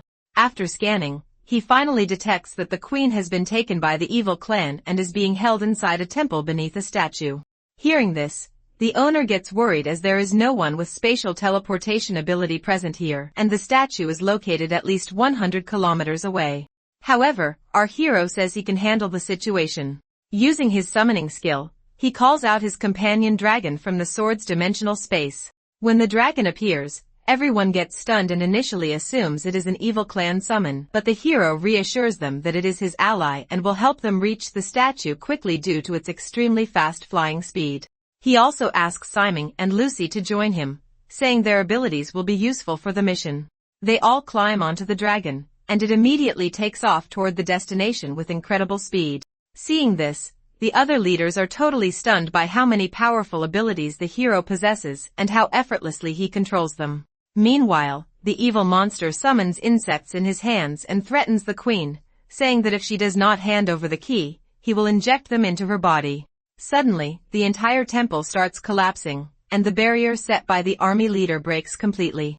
In reality, Gon has arrived, and with a single sword strike, he destroys the statue above the temple. He then lands his dragon down, which causes much destruction there. Seeing the hero, Queen Bingyi feels some hope, but the evil monster orders his troops not to be afraid, claiming that the hero is only an A+ rank demon and not a real threat. The hero then comments that he has been searching for these evil clan members for a long time. As he brings the queen to safety, the evil monster immediately recognizes that this is the same man who secured first place in the tournament and disrupted their entire plan. The monster remarks that the hero has made the right choice by coming alone, as he was also planning to find him. Seeming then states that he can predict the future actions of those who are equal or weaker in rank, but he cannot read this monster at all. This means the enemy is at least SS level, far beyond their current ability to handle. Our hero then orders his dragon to protect the queen and the others while he deals with the enemies himself. The owner tries to stop him, saying it is too dangerous. However, the hero assures him that he has the strength to defeat even opponents 2 ranks above him. Saying that, he gives a powerful punch to the monster, to which the monster crashes back. The monster quickly transforms into an insect-like form to reduce the damage and recover. He admits that the hero's power is real and that his attacks are genuinely dangerous. He then orders his entire evil clan army to attack at once, to which all of the monsters agree. The hero thinks that in the human world, only about 1 in 10,000 people awaken a special profession. Most individuals remain limited by their natural talent and never progress far. Among those who do awaken abilities, only a very small fraction possess a special constitution known as the Chosen One, which allows them to reach S rank potential. He understands that advancement to S rank is a one-time transformation. Regardless of their current level, once they evolve, they directly become S rank. Because of this restriction, true S-rank individuals are extremely rare, and effort alone is not enough to reach that stage. The hero realizes that many aspects of the system are unfair and cannot be overcome through hard work alone. After arriving in the demon world, he has realized that the demon race is not so different from humans after all. He also senses from the beginning that this body holds infinite potential, naturally possessing the constitution needed to reach S-rank. As he is thinking this, the evil monster remarks that all the insects present are his own creations, each one strong enough to easily kill the hero and his companions. At that moment, all the insect monsters trap the hero by forming a massive mountain-like structure around him. Seeing this, his companions become worried and regret not stopping him from coming to such a dangerous place. However, the hero remembers his journey with his fiancée, how both of them were reborn and returned to the past to correct everything. Recalling that, he activates his powerful skill, to which a bright light erupts from within the insect mass, and all the monsters get destroyed instantly. As the dust settles down, the evil monster gets shocked to see that the hero has broken through to S rank and all his stats significantly increased. The hero states that his A+ rank was already more than enough to defeat the evil monster. He only chose to advance to S rank because he wants to end the battle as quickly as possible. Saying that, he grabs the monster by the neck, and when the monster tries to transform into an insect to escape, the hero slams him into the ground. Seeing this, the hero's companions get astonished. They realize that after reaching S rank, the hero's punches are now powerful enough to inflict true damage even on an enemy of this level. The monster suffers some injuries from the attack and notices that he can no longer change forms. In reality, the hero's skill is preventing him from using any action that could help him escape or gain an advantage in battle. As the monster feels confused about how the hero has become so powerful, the hero comments that it is now time for him to answer a few important questions. Afterwards, Si Ming defeats Commander Ching and declares that the commander will be judged according to military law.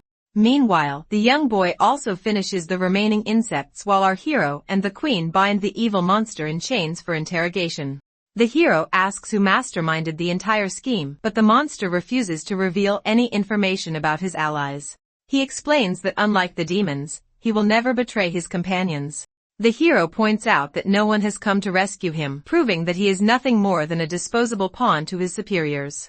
However, the monster says that being a pawn does not bother him. Having been raised that way since birth, he is content with his role. Hearing this, the hero thinks about the nature of the evil clan. From childhood, its members are placed under strict military control and forced onto battlefields. They constantly fight one another, and only the strongest survive the brutal elimination process. As a result, every survivor becomes a hardened warrior and a loyal soldier willing to die for the cause. Above them all is the ruler of the evil clan, the supreme leader known as the evil emperor. The hero knows that the evil emperor is an incredibly powerful figure who never bothers to hide his actions. However, this operation is clearly different from the evil emperor's usual methods. The situation reminds him of a man who rises to become king 6 years later. In his early years, that individual secretly operates within the human clan and gradually gains control over many of its high-ranking members. Every move he makes is carefully planned and hidden from the public, allowing him to remain completely unnoticed. That man is the illegitimate son of the evil emperor and a human. Recalling these memories, our hero suddenly mentions the name Evil Morning, to which the monster gets shocked. Seeing the reaction, Gon realizes that his suspicion is correct. He remarks that he never expected Evil Morning to begin his scheme so early. At this point in time, that man should still be hiding among the human clan, secretly carrying out his plans from the shadows. Hearing this, the monster thinks that only he knows the true origin of his master, and even the evil emperor is unaware of that existence. He feels worried, sensing that the hero's power is completely strange. He judges that the hero's demon clan could become a serious threat to the evil clan in the future. Because of this, the monster decides he cannot remain alive or say anything further. He tells the hero that the evil clan still has one final assault force. While the hero was taking part in the competition, that force had already entered the Yun Kingdom from the western border. He explains that the leader of that unit is an S-rank member of the evil clan, powerful enough to destroy the entire Yun Kingdom alone. Revealing this, the monster activates a hidden ability and destroys himself on the spot. Queen Bingy gets worried to hear this, as the Yun Kingdom is now in serious danger. However, the hero tells her not to panic and suggests that they first find a way to contact the Yun Kingdom and confirm the situation. A few hours earlier, inside the Yun Kingdom, a human named Xinling arrives. He is the younger brother of Hunter Jibiao, and by feeling, he believes our hero is responsible for his brother's death, so he will tear him apart as well. Elsewhere in Yun Kingdom, several evil beings secretly observe the movements of the people. They realize that the citizens are distracted by the tournament and decide to take advantage of the situation to carry out a massacre. At that moment, the kid Tianxiao appears and questions their identity. The evil beings beat him badly and decide to eliminate him completely to erase any trace of their presence. Just then, Xinling arrives and asks about Gon's location. The evil beings mock him, but the guy immediately cuts off one of their heads. Seeing this, the remaining evil beings rush to attack him together. However, the guy proves to be extremely strong and defeats all of them on his own very easily. After the fight, he approaches the kid and asks again about the hero's whereabouts. The child feels good and thanks him as he has rescued him from the attackers. Meanwhile, our hero Gon safely brings the queen back to the alliance. Following their victory, everyone starts celebrating the festivities. As Queen Bingy looks around, she recalls the pre-tournament banquet held only a few days earlier. At that event, the 18 alliance nations were divided into upper, middle, and lower ranks. Back then, the Yun Kingdom was considered a lower-ranked nation, and she was not even permitted to sit at the main table. However, now the situation is completely different because she sits at the main table in one of the most honored seats. Meanwhile, the Lei Kingdom, which made no contribution during the recent battle, no longer has the privilege of sitting among the leading representatives. Thinking about this change, she announces that she has something important to share with everyone.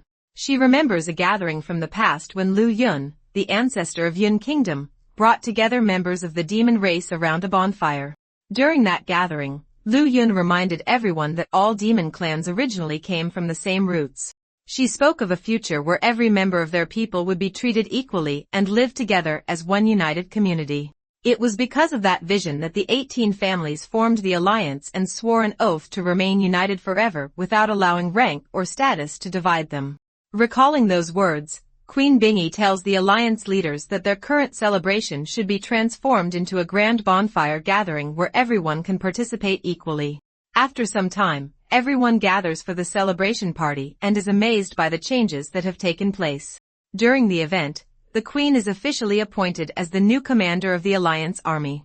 She also announces several major reforms. From now on, the martial arts tournament that is held every 3 years will be replaced with a sports festival. In addition, each of the 18 nations will be granted one opportunity to request the mobilization of the Alliance Army when necessary. As for the Alliance Key, it is entrusted to none other than our hero, Gon. Meanwhile, the popular guy, Lin, shares a new idea with his assistant. He decides to produce a movie based on the events of the Alliance Martial Arts Tournament, but he decides that he will play the leading role himself. When the assistant asks whether the hero, Gon, will also be invited to appear in the film, the guy confirms that he will. However, he adds that, at least in the movie, he wants to defeat the hero. On the other hand, Lady Shua prepares to leave the hospital for an important mission. Her brother tries to stop her, reminding her that she has not fully recovered from her injuries. However, she believes that she must find the hero and challenge him once again. Meanwhile, Queen Bingyi heads to the room where the hero and warrior Wu Jun are staying. In the way, she thinks about everything that has happened, like how our hero has saved her life countless times. And today she finally wants to express the feeling she has kept in her heart for so long. However, when she arrives, she notices that neither the hero nor Wu Jun is in the room. Instead, she finds the cat girl and the girl from Lei Kingdom arguing and fighting like children. At the same time, the warrior heads to a nearby mountain peak where Gon stands with his dragon. Looking at him, the warrior says that he understands that the hero is preparing to leave the kingdom and may never return. Our hero confirms this, explaining that his mission is now complete and that he no longer has any reason to remain involved with the demon clan. Hearing this, the warrior admits that he no longer harbors hatred for humans.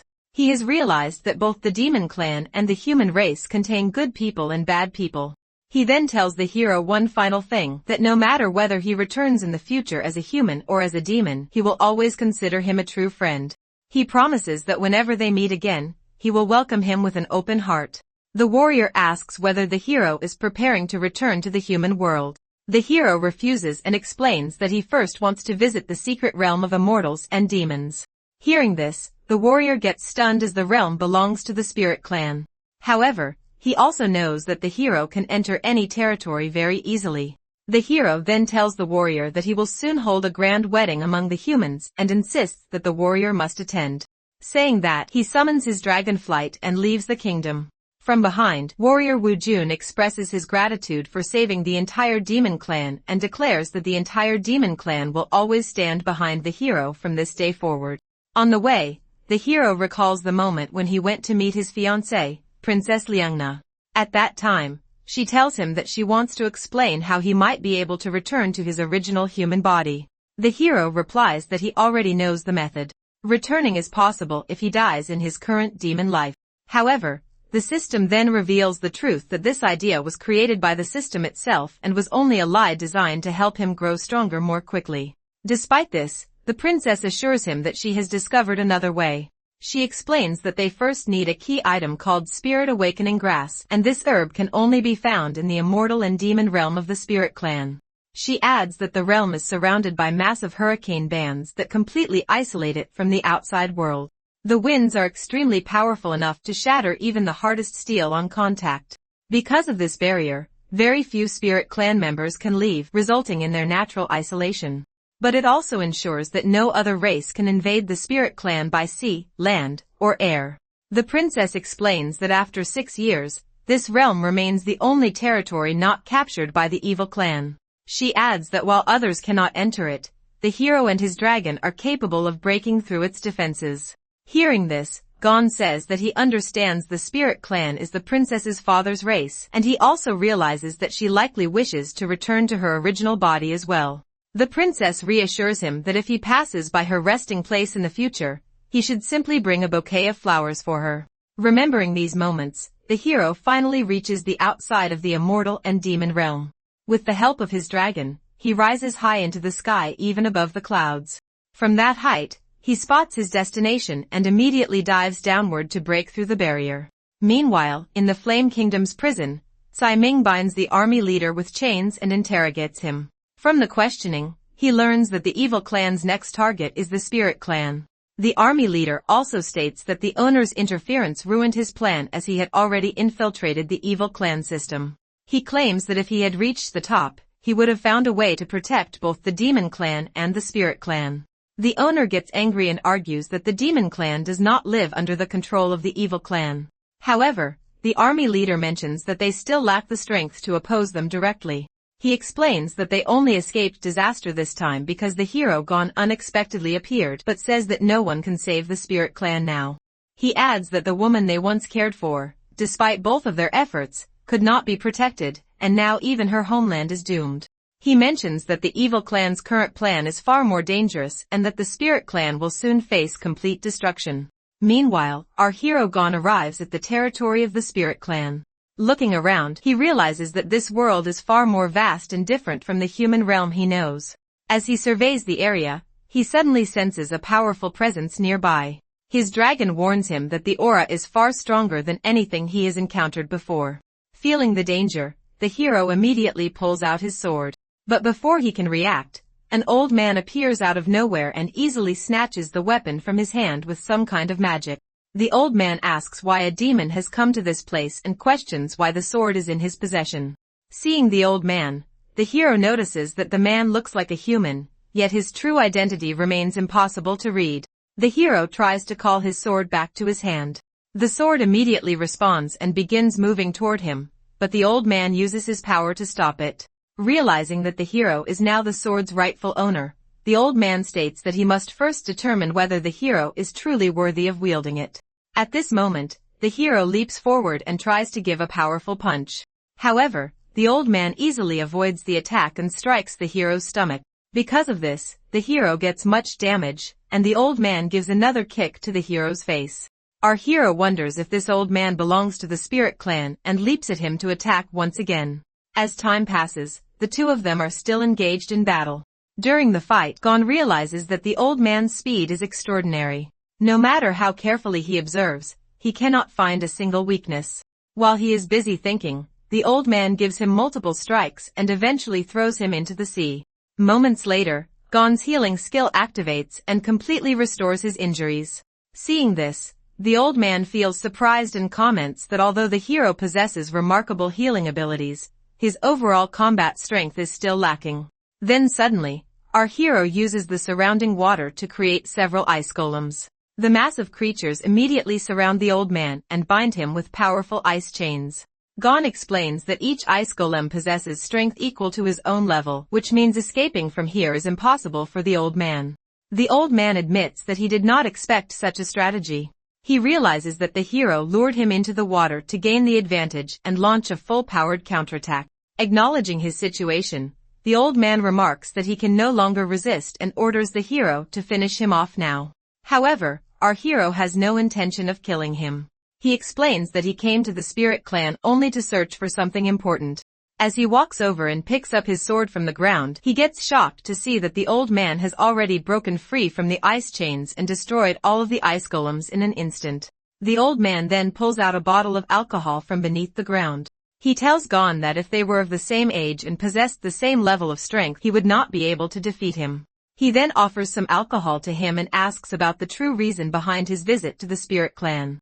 Meanwhile, Princess Liangna's original human body looks at her family photograph where the same old man appears revealed to be her father. She believes the hero has now reached the spirit clan and hopes that her father's spirit in heaven will bless the hero's journey. Back in the spirit clan, our hero asks the old man to introduce himself and explain why he is fighting him. The old man replies that he is an ordinary man of the spirit clan who only wishes to protect it while he still lives. However, he adds that he recently had a disturbing dream. In that dream, a member of the demon clan stands on a mountain of spirit clan corpses preparing to destroy the entire clan. He reveals that the figure he saw in that vision is none other than Gon himself. Hearing this, the hero gets stunned and asks why the old man did not kill him earlier if he truly believes the prophecy. The old man replies that all of his prophetic dreams have always come true. Because of this, he cannot kill him or alter the future in any way. However, he says there is still one thing he can do. He can try to influence the hero's mindset. Explaining this, he asks him to introduce himself and reveal his true purpose for coming to the spirit clan. Realizing the old man is not a threat, the hero admits that he is searching for the soul-calling herb. The old man responds that the herb is not difficult to obtain. He suggests that the hero can join the mining team and search for it in the spirit clan's demon cavern. However, he points out a major problem: the hero's identity as someone associated with the demon clan. He explains that tensions between the races are worsening each day, and most spirit clan members now see other races as enemies and destroyers. To help the hero move more freely within the clan, the old man uses a form of magic on him which transforms his ears into cat-like ears, allowing him to stay in the territory for a while. Gon then asks why the old man is helping him so much. The old man explains that he is not helping him personally, but acting for the spirit clan's future. He says that if the vision he saw ever comes true, the hero must become strong enough to protect the spirit clan. Hearing this, our hero makes a promise that he will protect the spirit clan at any cost. The next day, he wakes up feeling dizzy after drinking too much alcohol the night before. As he regains his senses, he notices that he is sitting inside a mining cart, but he wonders how he ended up here. Soon after, the cart stops, and a man named Stuart Pashy orders everyone to get ready, announcing that they have reached the destination, and it is time to start working. Seeing the hero, he understands that the hero is a newcomer and orders him to move faster as well. When they arrive at the entrance of the demon cavern, our hero observes the surroundings and realizes that the mining team is preparing to enter a space gate leading to a D-ranked demon cavern. He knows that just like the spatial gates in the human realm, stepping through it will transport them to another world filled with demon beasts. In his previous life, he often entered such caverns to grow stronger. As the team prepares to enter, several members ask Princess Padong to stay behind for safety. However, she refuses, saying that her royal father constantly restricts her life in the palace.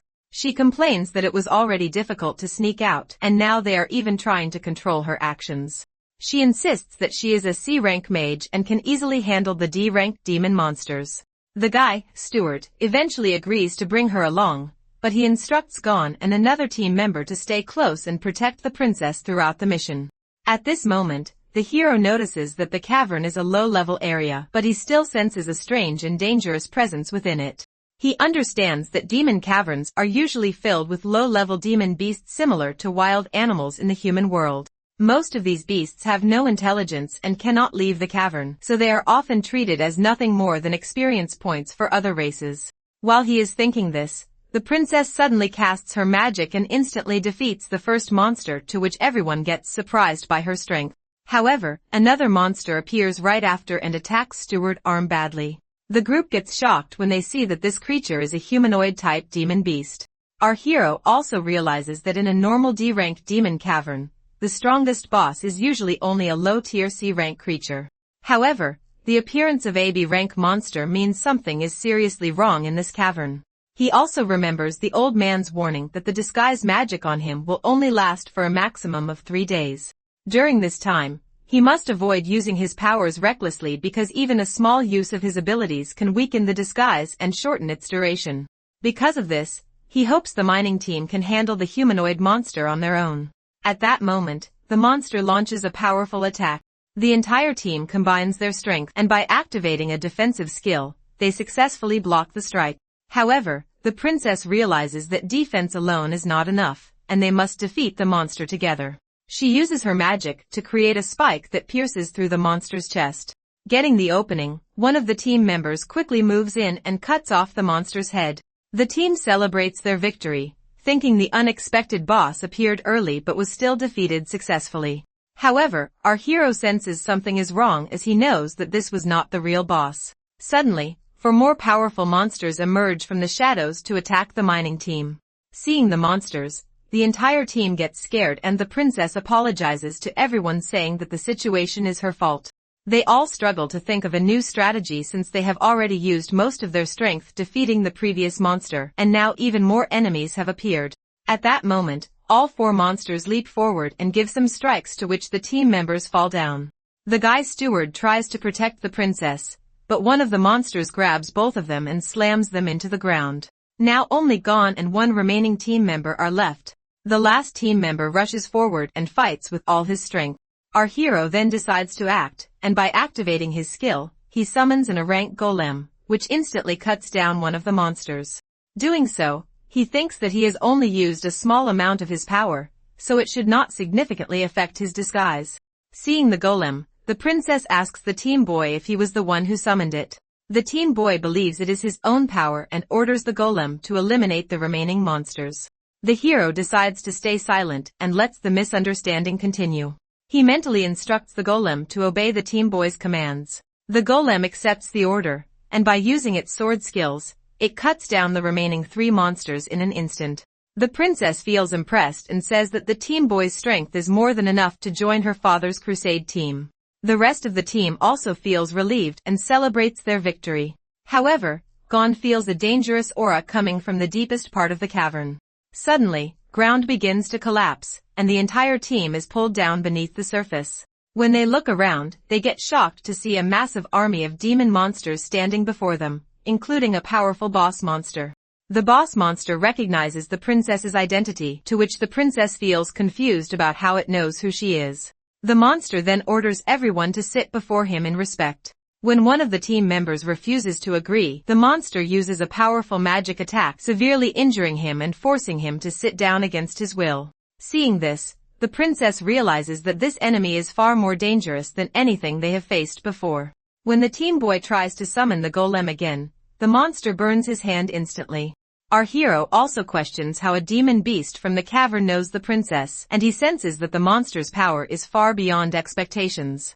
He suspects that this creature may be connected to the evil clan as well. As the monster prepares to attack the princess, our hero steps in and blocks the strike with his hand very easily. He then reveals to the princess that the golem they relied on earlier was actually summoned by him, not the team boy. He also assures her that he will now take action and help them defeat this boss monster as well. Seeing the hero's movement, the boss monster orders his underlings to attack him. The hero understands that using too much power could shorten the duration of his disguise and risk exposing his identity too soon. Because of this, he pulls out his sword and decides to fight using only this weapon. With a single strike, he instantly defeats the incoming monsters, to which the boss monster gets surprised and throws a massive invisible rock at him. The attack causes much destruction across the area, but once the dust settles, the monster gets shocked to see that the hero is completely unharmed.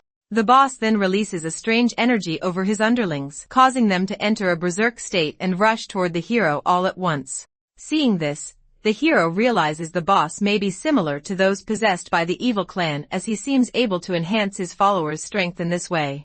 However, because our hero is also powerful, he swiftly cuts down all of the monsters very easily. The boss monster feels confused as none of his attacks seem to affect the hero. He uses another ability to absorb the remaining power of his underlings and increases his own strength. At that moment, the hero notices a soul-summoning grass growing in the area, the very flower he came to the spirit clan to find. The boss monster claims that his power has now reached a higher level, but our hero gives a single strike and cuts down the boss monster's head instantly. The hero then picks up the flower, feeling satisfied that he has found it so easily in this territory. Seeing this all, the mining team is totally confused about how such a powerful monster has been defeated so quickly. However, they realize the danger is not over as several underlings are still alive. The hero orders the mining team to bend down. When they follow his command, he gives another single sword strike and wipes out the remaining demon monsters as well. Seeing this, the princess remarks that her tribe truly has a man as powerful as the hero, so there is no need for them to fear anything. Afterward, everyone travels toward the palace in carriages. The hero feels bad about the earlier battle and thinks he acted too quickly out of excitement when he saw the flower and defeated the boss monster without asking which faction he belonged to. Because of this, he is still unsure whether the enemy was part of the evil clan or not, and he decides that the spirit clan should be warned in the future. Meanwhile, the princess has invited him to meet their supreme leader. Since leaving the cave, she is still blushing, clearly affected by what happened. The princess recalls a prophecy told by an elder when she was young. It said that after she comes of age, she will meet a white horse prince who will save the spirit clan. She then asks the hero his name, but the hero gives a false name Pinda. Talking to each other, they eventually reach the palace. The hero gets surprised when he sees the magnificent structure built high above a massive tree. They move forward to meet the leaders inside. He also thinks that the spirit clan has always been a very secretive race. Throughout both the human era and the demon era, very little information about them has been known. The only knowledge he has comes from his fiancée Liangna, who only lived here during her childhood and also does not know much about the clan. They then head to the upper part of the giant tree using a ladder made of hanging mushrooms. The hero notices two kings seated there. One is the princess's father, and the other is her uncle. The princess introduces the hero to them and explains that he saved them from the demon cavern. One of the kings questions how they ended up facing such danger in a D-rank demon cavern. He says he has warned them many times not to act recklessly, adding that if the sea spirits cannot handle land matters, they should leave it to him instead. The hero then explains the situation that the monsters in the cavern were abnormal. Normally, only D-rank creatures appear in a D-rank cavern, but they encountered B-rank monsters there and even an A-rank boss. Because of this, he suspects interference from other races. He also observes that the king's warrior is clearly an elite among elites, likely around S rank level at most based on appearance. The hero warns that if the evil tribe has truly found a way into Spirit Tribe territory, the Spirit Clan must prepare for a full-scale war. Hearing this, the fatty king starts laughing and also argues with the other king over the territory they have divided between them. While they are busy in this, the hero suddenly notices that his disguise is starting to wear off as one of his arms has revealed its true form. He thinks to himself that he has already completed his mission as instructed by his master. He has rescued the Spirit Clan members from the demon cavern and warned their leaders about the possible danger ahead. Because of this, he decides it is time to leave the palace as he does not want his true identity to be exposed. Just as he turns to leave, the princess stops him. She says that her father has not yet rewarded him for his help and she also has something she wants to give him. She firstly apologizes to him for her father and uncle's behavior, and then she hands him her own sea spirit stone, saying that someone as powerful as him cannot be restricted by her. However, as long as he carries the jade stone, he can freely pass through any territory governed by the sea spirits. After leaving the palace, our hero realizes that he has informed the Spirit Clan of everything necessary and successfully obtained the soul summoning grass. He considers that only one task remains. He will visit his father-in-law's grave to pay his respects before returning. Meanwhile, the old man, Princess Liangna's father, says that he has made all necessary preparations and that it is time for him to proceed toward the final battle. On the other hand, the Spirit Clan army chief reports to one of the Spirit Clan kings that their S-rank adventurer team has been defeated once again. He warns that the danger level may now exceed the war that occurred 15 years ago. He suggests contacting the Eastern Sea Spirit tribe to discuss the situation. However, the king refuses the idea and says that since the demon cavern appeared within their own territory, they must handle it themselves. He then orders the deployment of their strongest task force to investigate exactly what is happening inside the demon cavern. At this moment, the king's son, the prince, arrives and says he also wants to join the war. He explains that a man named Ajin is among the adventurers, and he needs to find him there. The king gets worried to hear this. He knows how dangerous the place is and does not want his son to go there under any circumstances. However, the prince does not agree and insists that he must uncover what is happening inside the cavern. Soon after, the prince and the army chief arrive at the entrance of the demon cavern with their team. They remark that this is the first time a completely black cavern entrance has appeared in this region. When they enter, they notice that the entrance behind them disappears instantly. Looking around, they realize that a fierce battle has taken place recently as only scattered monster corpses remain. Feeling confused about the missing Spirit Clan members, they suddenly sense danger. A humanoid monster leaps out from behind to attack them. The army chief reacts quickly and cuts off its head. However, to his shock, the monster is still alive and strikes the chief's neck. At this moment, they realize the monster is not alone. Many more appear around them. They also recognize that these creatures were once members of their own adventurer team who disappeared in the demon cavern, and now they have been transformed into monsters as well. Suddenly, something strange starts happening to the army chief. His body starts showing signs of transformation into a monster, and he warns the prince that if even one of these creatures bites him, he will also become infected. Because of this, the chief tells the prince to escape immediately.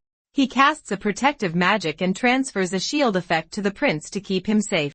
After that, the chief pulls out his sword, and knowing that he will soon lose control, he chooses to sacrifice himself to protect the prince. At this moment, the prince notices that Ajin has also been transformed into a monster. Just as the creature is about to strike him, the old man suddenly arrives and saves the prince by defeating it. The old man tells the prince to wake up and face reality. He says that everyone in the spirit tribe who has gone inside has turned into an enemy. He explains that this power does not belong to the spirit tribe and instead resembles some form of dark magic. If they do not quickly discover its source, the entire spirit tribe may face a disaster similar to the one that occurred 15 years ago. Meanwhile, the hero reaches the immortal demon realm's Mount Everest, where he finds his father-in-law's grave. However, he gets shocked when he sees the photo on the tombstone. The person in the picture is none other than the same old man he met a few days earlier. At that moment, an old woman arrives and says it has been more than 10 years since anyone visited this place. The hero asks her about the owner of the grave. The old woman feels relieved, thinking that someone in the world still remembers this man. The hero then asks whether it is true that the old man is still alive.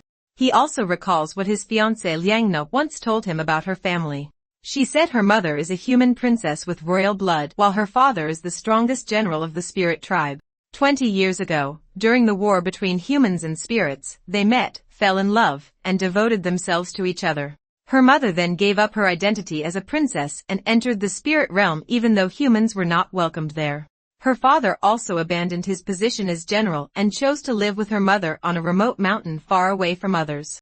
Liangna has only a few broken memories of her father.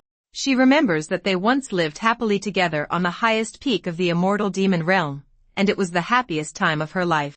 However, when she was only 3 years old, a sudden war broke out 15 years ago and destroyed everything. To fight the demon faction, her father had no choice but to return to the battlefield. At the same time, her mother received urgent news that a major war had also started in the human world.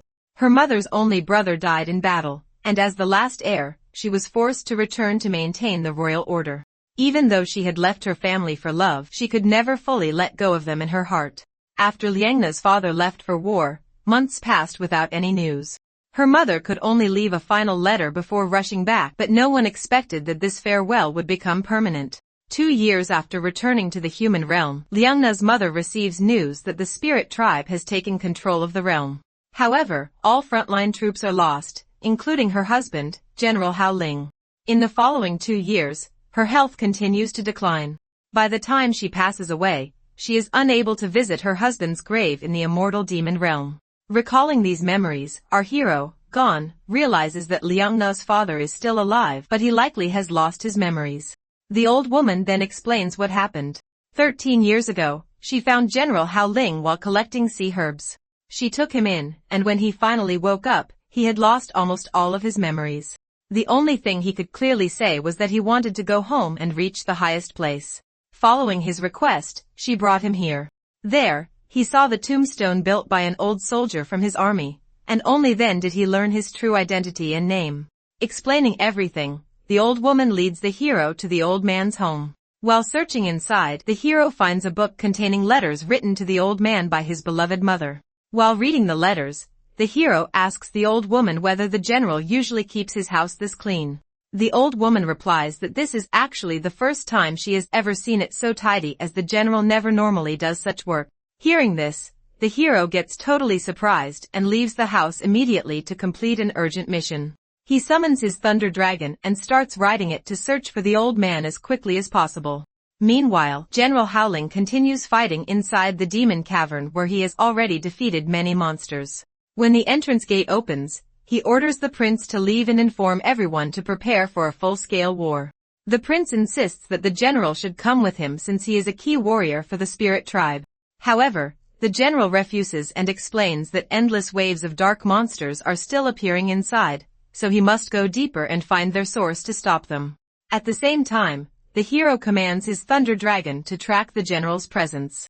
He cannot allow the general to die now, especially knowing that his daughter still loves him. He thinks that he once failed to stop a similar catastrophe in his past life, but this time he refuses to allow any regrets. He also feels something strange because in his knowledge of the future, 6 years from now, the spirit tribe is still supposed to survive until the very end. No other race ever steps into the immortal demon realm up until the time the hero himself dies. The hero wonders that in this timeline, the spirit tribe may have been involved in an unknown war and that someone might have successfully protected certain key individuals. Meanwhile, General Hao Ling defeats more monsters with his powerful sword. However, he soon notices that the number of enemies is increasing rapidly. He also discovers a strange dimensional gate from which the monsters are emerging. He realizes that the monsters are using a dimensional pathway from another world to enter the spirit tribe's demon cavern. The cavern itself is not their final target, as their real objective is to pass through it and invade the spirit tribe. Understanding the situation, the general decides that he must enter the dimensional gate himself to locate the source of the threat. Once he steps inside, he finds many powerful monsters located there and also an evil being controlling them all with some dark magic. Meanwhile, in the civilian district of the Spirit Clan, multiple S-rank monsters start attacking innocent civilians. At that moment, the fatty king of the spirit clan arrives and strikes one of the monsters down with his powerful hammer. Soon after, the second king, Paley, also appears. An informant reports to him that only a few villagers remain as most have already been defeated by the sudden monster attacks. The enemies appeared without warning, and the warriors had no time to respond. The fatty king apologizes to Paley, saying that if he had shared the information earlier, the situation might not have become this severe. However, the second king orders him not to blame himself and says, "This is not the time for regret." Hearing this, the fatty king immediately commands the warriors to report their remaining combat strength. A soldier reports that all S-rank fighters are already deployed but fewer than 10 are still active. While they are talking, more powerful monsters suddenly appear. The fatty king orders everyone to take cover, saying that he will handle the fight by himself. The second king tries to stop him, but the fatty guy says that both of them know the spirit tribe has endured countless hardships to survive until now. He adds that at the very least, one of the two branches of their tribe must live on.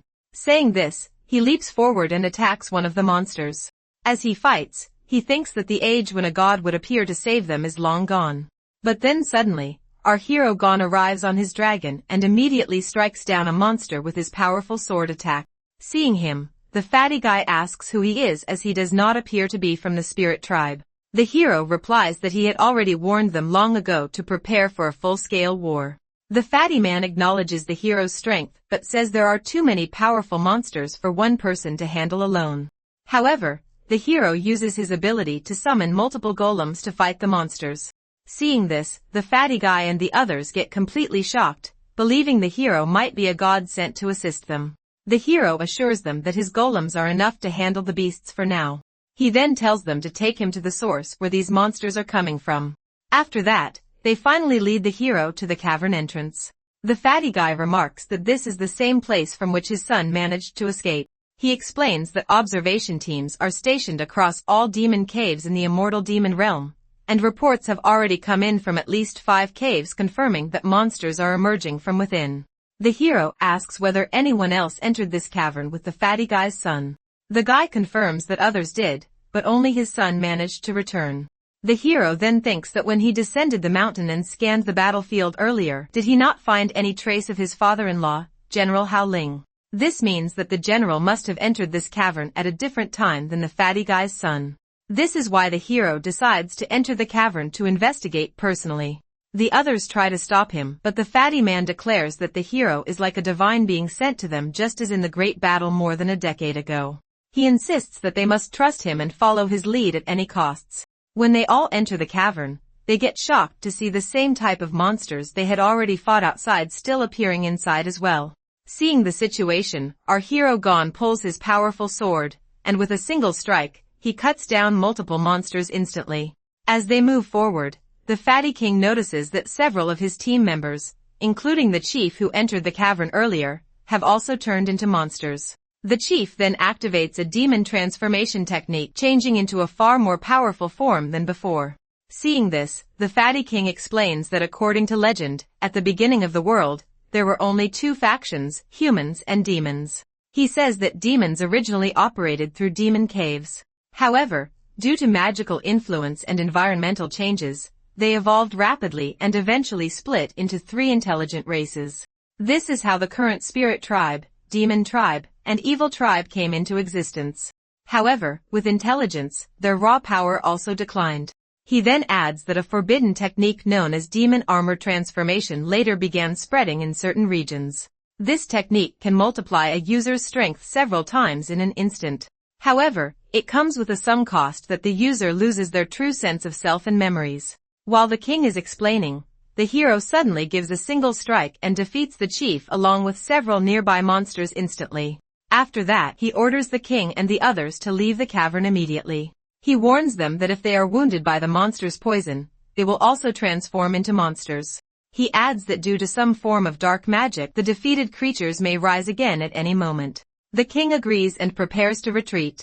The hero thinks to himself that he recognizes the nature of this power. He remembers a person who once used similar dark magic. In his previous life, that individual was the only SSS-rank dark mage he ever encountered. Meanwhile, in the evil tribe territory, General Hao Ling struggles in battle against the same SSS-rank mage, "Hey Moo." The mage tells him there is no need to resist so much as he has come fully prepared this time. The mage recalls the moment 13 years ago when he first encountered the old man. At that time, the old man activated his demon transformation skill and delivered a powerful strike. Because of that attack, the mage's left arm cut down instantly. Remembering this, the mage says he was defeated back then only because of the old man. The wound he suffered still reminds him every day of his desire to destroy the entire spirit tribe. Because of this, he searched for a long time and eventually discovered this land where spirit tribe members cannot fully use their abilities. He explains that even if the old man has broken through SS rank and reached L rank, he still cannot use his full power here. He adds that the dimensional gates in this area connect the spirit tribe and the evil tribe, allowing evil creatures to continuously enter spirit territory. While the mage is talking, the old man replies that he does not remember anything the mage is talking about. However, the mage ignores him completely and decides to kill him on the spot. As he prepares to strike, a shadowy figure suddenly appears and says that they have come to seek cooperation with the spirit tribe. He apologizes to the old man for the past conflicts, but says the spirit tribe is already far behind in development. He explains that opening up to external cooperation would benefit everyone. The old man responds that they once raised an army to attack the spirit tribe 15 years ago, and now they are secretly opening portals to send demons into spirit territory. He says this does not look like cooperation at all. The shadowy thug replies that this is only the first step of cooperation. He claims the world is cruel by nature and requires constant evolution. According to him, survival depends on the strongest. Those without value, whether from the spirit tribe, demon tribe, or human tribe, are meant to be eliminated. Hearing this, the old man refuses to cooperate, and by activating his demon transformation skill again, he prepares to fight them. Seeing this, the mage gets stunned about how the old man is able to use skills in a territory where spirit tribe members are supposed to be unable to activate their powers. He then realizes that the old man's ability is extremely strong, powerful enough to potentially destroy all the dimensional gates in the area. While activating his technique, the general suddenly gets back his lost memories. He remembers that he once had a beautiful wife and a loving daughter. However, he feels sad because he knows he may never see his daughter again. Using the demon transformation means he will likely die after defeating his enemies. As he is thinking this, the mage suddenly pulls out his sword and leaps forward to attack. Just then, our hero Gon arrives at the right moment and punches the mage in the face, to which the mage falls back. Because of this, the old man's demon transformation is also stopped. The hero calls the old man father and thinks to himself that the future spirit tribe survives the oppression of the evil tribe just because this old man repeatedly sacrifices himself to protect them during critical moments. The hero thinks that the spirit tribe is able to remain strong and full of life today because of this old man.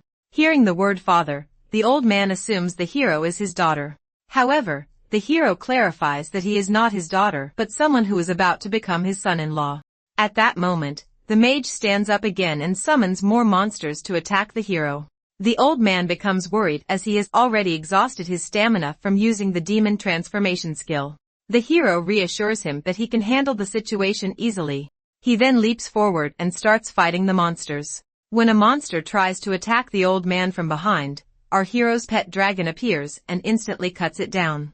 The dragon tells the hero to focus on the main fight, assuring him that it will protect the old man from any danger. Seeing the hero's strength, the mage activates his demon armor transformation as well. As a result, the surrounding monsters also enter a berserk state. The hero realizes that the monsters cannot be permanently killed. As long as the mage remains alive, they will continue to revive again and again. Understanding this, he moves toward the mage and cuts him in half with a single strike. However, to his surprise, the mage's body regenerates immediately, and he even creates clones of himself. The mage then strikes the hero in the chest, but the wound is instantly healed by the hero's regeneration ability. Each time the hero slashes the mage, more clones appear, making the situation increasingly difficult. Seeing this all, our hero gets a plan. He drags the mage into the demon's life-ending domain, a place where he once played a gambling game with a demon. Inside this domain, the mage's clones disappear, and he is forced back to his normal form. Demon The appears and announces that neither of them can use their abilities here anymore, and it is a place where they must bet their lives. The demon summons a huge spinning wheel marked with 1,000 numbers and divided into two colors. This means both the hero and the mage must choose one color. The hero selects the red side and then uses all the remaining lifespan of his body to purchase 499 numbers on the wheel. Seeing this, the mage gets angry and claims that it is unfair. The demon then asks the hero if he is certain about using up his entire lifespan, warning that if he loses, he will lose everything he has worked for so far. The hero replies that he understands the risk very well, but he has been waiting for this moment for a long time. While they are talking, the mage tries to attack the hero, but the demon stops him and says he cannot act on his own in this place. The demon then spins the wheel and releases a marble onto it. Meanwhile, outside the domain, General Hao Ling notices that all the normal monsters suddenly start collapsing on their own. This means that the hero has defeated the mage inside. When the hero returns from the demon's domain, the general feels good to see him safe, and now he understands how powerful the hero truly is. At this moment, the senior thug's shadow appears again. He says that since the mage has been defeated, he will personally take command of the evil tribe's army. The hero comments that he cannot do that because he is not truly part of the evil tribe and is only someone hiding among others. The hero then strikes the shadow and warns that he will come for him later. After that, the hero orders his pet dragon to take the general out of the area safely. The old man asks what the hero plans to do next. The hero starts activating his demon transformation again and says he will stay behind to deal with the evil tribe forces that are expected to arrive. The old man says that the hero belongs to the demon tribe and should not sacrifice himself for the spirit tribe. However, the hero clarifies that he is doing this to protect the old man, who is very important to him as his fiancé's father. He then returns the powerful sword to the general, saying it belongs to him. As the transformation completes, the hero states that he will finish what the previous generations were unable to accomplish. Meanwhile, in the spirit tribe, the hero's golems defeat all remaining monsters very easily. Once the danger is over, the people notice that the golems start breaking apart and disappear on their own. Inside the demon cavern, the dragon safely brings General Howling to the spirit tribe kings. The kings feel relieved to see that he is still alive. Shortly after, all the portals inside the cavern that once connected the evil tribe and the spirit tribe completely vanish. This confirms that the spirit tribe has survived yet another major crisis. Later, the general prepares to leave the spirit tribe. Before departing, he meets the old woman who once saved his life and thanks her for everything she has done for him. At the Flame Kingdom's demon tribe continent, the remaining evil soldiers try to kidnap a child and escape. However, a human suddenly appears and saves the child by killing them all just as before. The child thanks him, and the man says they must continue searching for the hero gone. In the end, all disasters that were about to strike both the demon and spirit tribes are ended. However, the hero disappears without a trace and can no longer be found anywhere in the world. Meanwhile, the lady who once fought the hero in the tournament is still busy training alone. She thinks that in 3 years, the Yun Kingdom will host a sports meet, and she will challenge the hero again in that event. 3 years later, in the rebuilt Yun Kingdom, participants from many places gather for the tournament. Queen Binji of the Yun Kingdom also takes part and hopes to meet the hero someday. At the same time, several women are arguing among themselves over warrior Wujun. One of them claims she will win both the tournament and the warrior's heart. She also tells another woman to forget about him, saying that the warrior has left the Yun Kingdom for an important task. The Yun Kingdom's army general sits in the crowd and watches everything. He feels satisfied seeing how peaceful the world has become, all thanks to the hero's efforts. Meanwhile, warrior Wujun arrives in the Shanghua Kingdom of the human tribe. Looking around, he feels amazed to finally see the human world for the first time. Soon after, the vice-captain of the human hunters, Manhwa, arrives to receive him. He introduces himself and requests the warrior to get into the car as someone is waiting for him for a long time. Meanwhile, our hero, Gon, has returned to his human life again. He asks his manager whether all the preparations are complete. The manager confirms that everything is ready and says that this is the grandest banquet the Holy Nation has hosted in more than a decade. He adds that all of the nation's military leaders will be attending the event. At the same time, warrior Wujun arrives at the venue to meet the hero. Seeing the beautiful arrangements, he realizes that the hero is now living a very luxurious life. In this banquet, 2 familiar thugs are also present. They remark that the hero must possess tremendous influence to gather so many important figures for his wedding. One of them jokes that the hero is a hopeless romantic who ended up falling in love with the nation's queen. Soon, a servant brings warrior Woojun to the hero's room. Seeing him, the hero gets amazed and thanks him for accepting the invitation to attend the wedding. Afterward, all the guests gather at the stage, and the wedding ceremony begins. The host introduces the hero and his bride, Liangna, to the audience. He explains that both of them are the supreme leaders of the nation's military forces. He says that they have known each other since childhood and have always supported and trusted one another. Together, they have handled countless hardships and challenges throughout the years. Through those experiences, they have realized that each of them is the other's true partner. Saying this, the host invites Hao Ling, Princess Liangna's father, to bring his daughter onto the stage and place her hand into the hand of his future son-in-law. When the general does so, the crowd erupts into cheers. The hero then promises his wife that he will always protect her and never allow her to face hardship alone again. At the same time, the hero thinks about the events of the past 3 years. Every lead has been investigated and a complete list of those secretly working with the evil tribe has been gathered. During these years, he and his allies have carefully laid a trap to expose the traitors. Now he is certain that not a single collaborator within the human tribe will escape justice. Meanwhile, the two thugs attending the banquet drink their wine. Then suddenly, they feel something strange happening to their bodies. They realize that they have fallen into a paralysis trap and it becomes clear to them that from the moment they entered the manor, the hero had been observing and investigating them. Warrior Woojun then approaches the two men and declares that they are the true traitors who have been secretly aiding the evil tribe from the very beginning. This means they are responsible for all the chaos that has affected the various races. At this moment, the host announces the hero and Liang Na are now officially united in marriage and request to do their first kiss. While the guests are enjoying the wedding celebration, Warrior Woojun arrests the two traitors and brings them away without causing a disturbance. The hero then thinks about everything that has happened. He knows that conflicts between the tribes may never truly end, but he has already gained what matters most to him, his wife Liang Na. Meanwhile, the hero's demon body is still in the demon territory and is watching the actions of his human body through a television. Feeling bored, he remarks that it has been 3 years since the hero used the soul summoning grass to be reborn in a human body. During that time, the hero has only returned to visit a few times. He jokes that if he had known this would happen, he would have preferred to remain as a system and stay by the hero's side. The giant demon beside him comments that if he were not here to keep him company, he would be even more bored than he is now. The hero's demon body then says that all the hardships and battles are finally over. From now on, everyone should enjoy the happiest moments of their lives just as Gon and Liang Na are doing.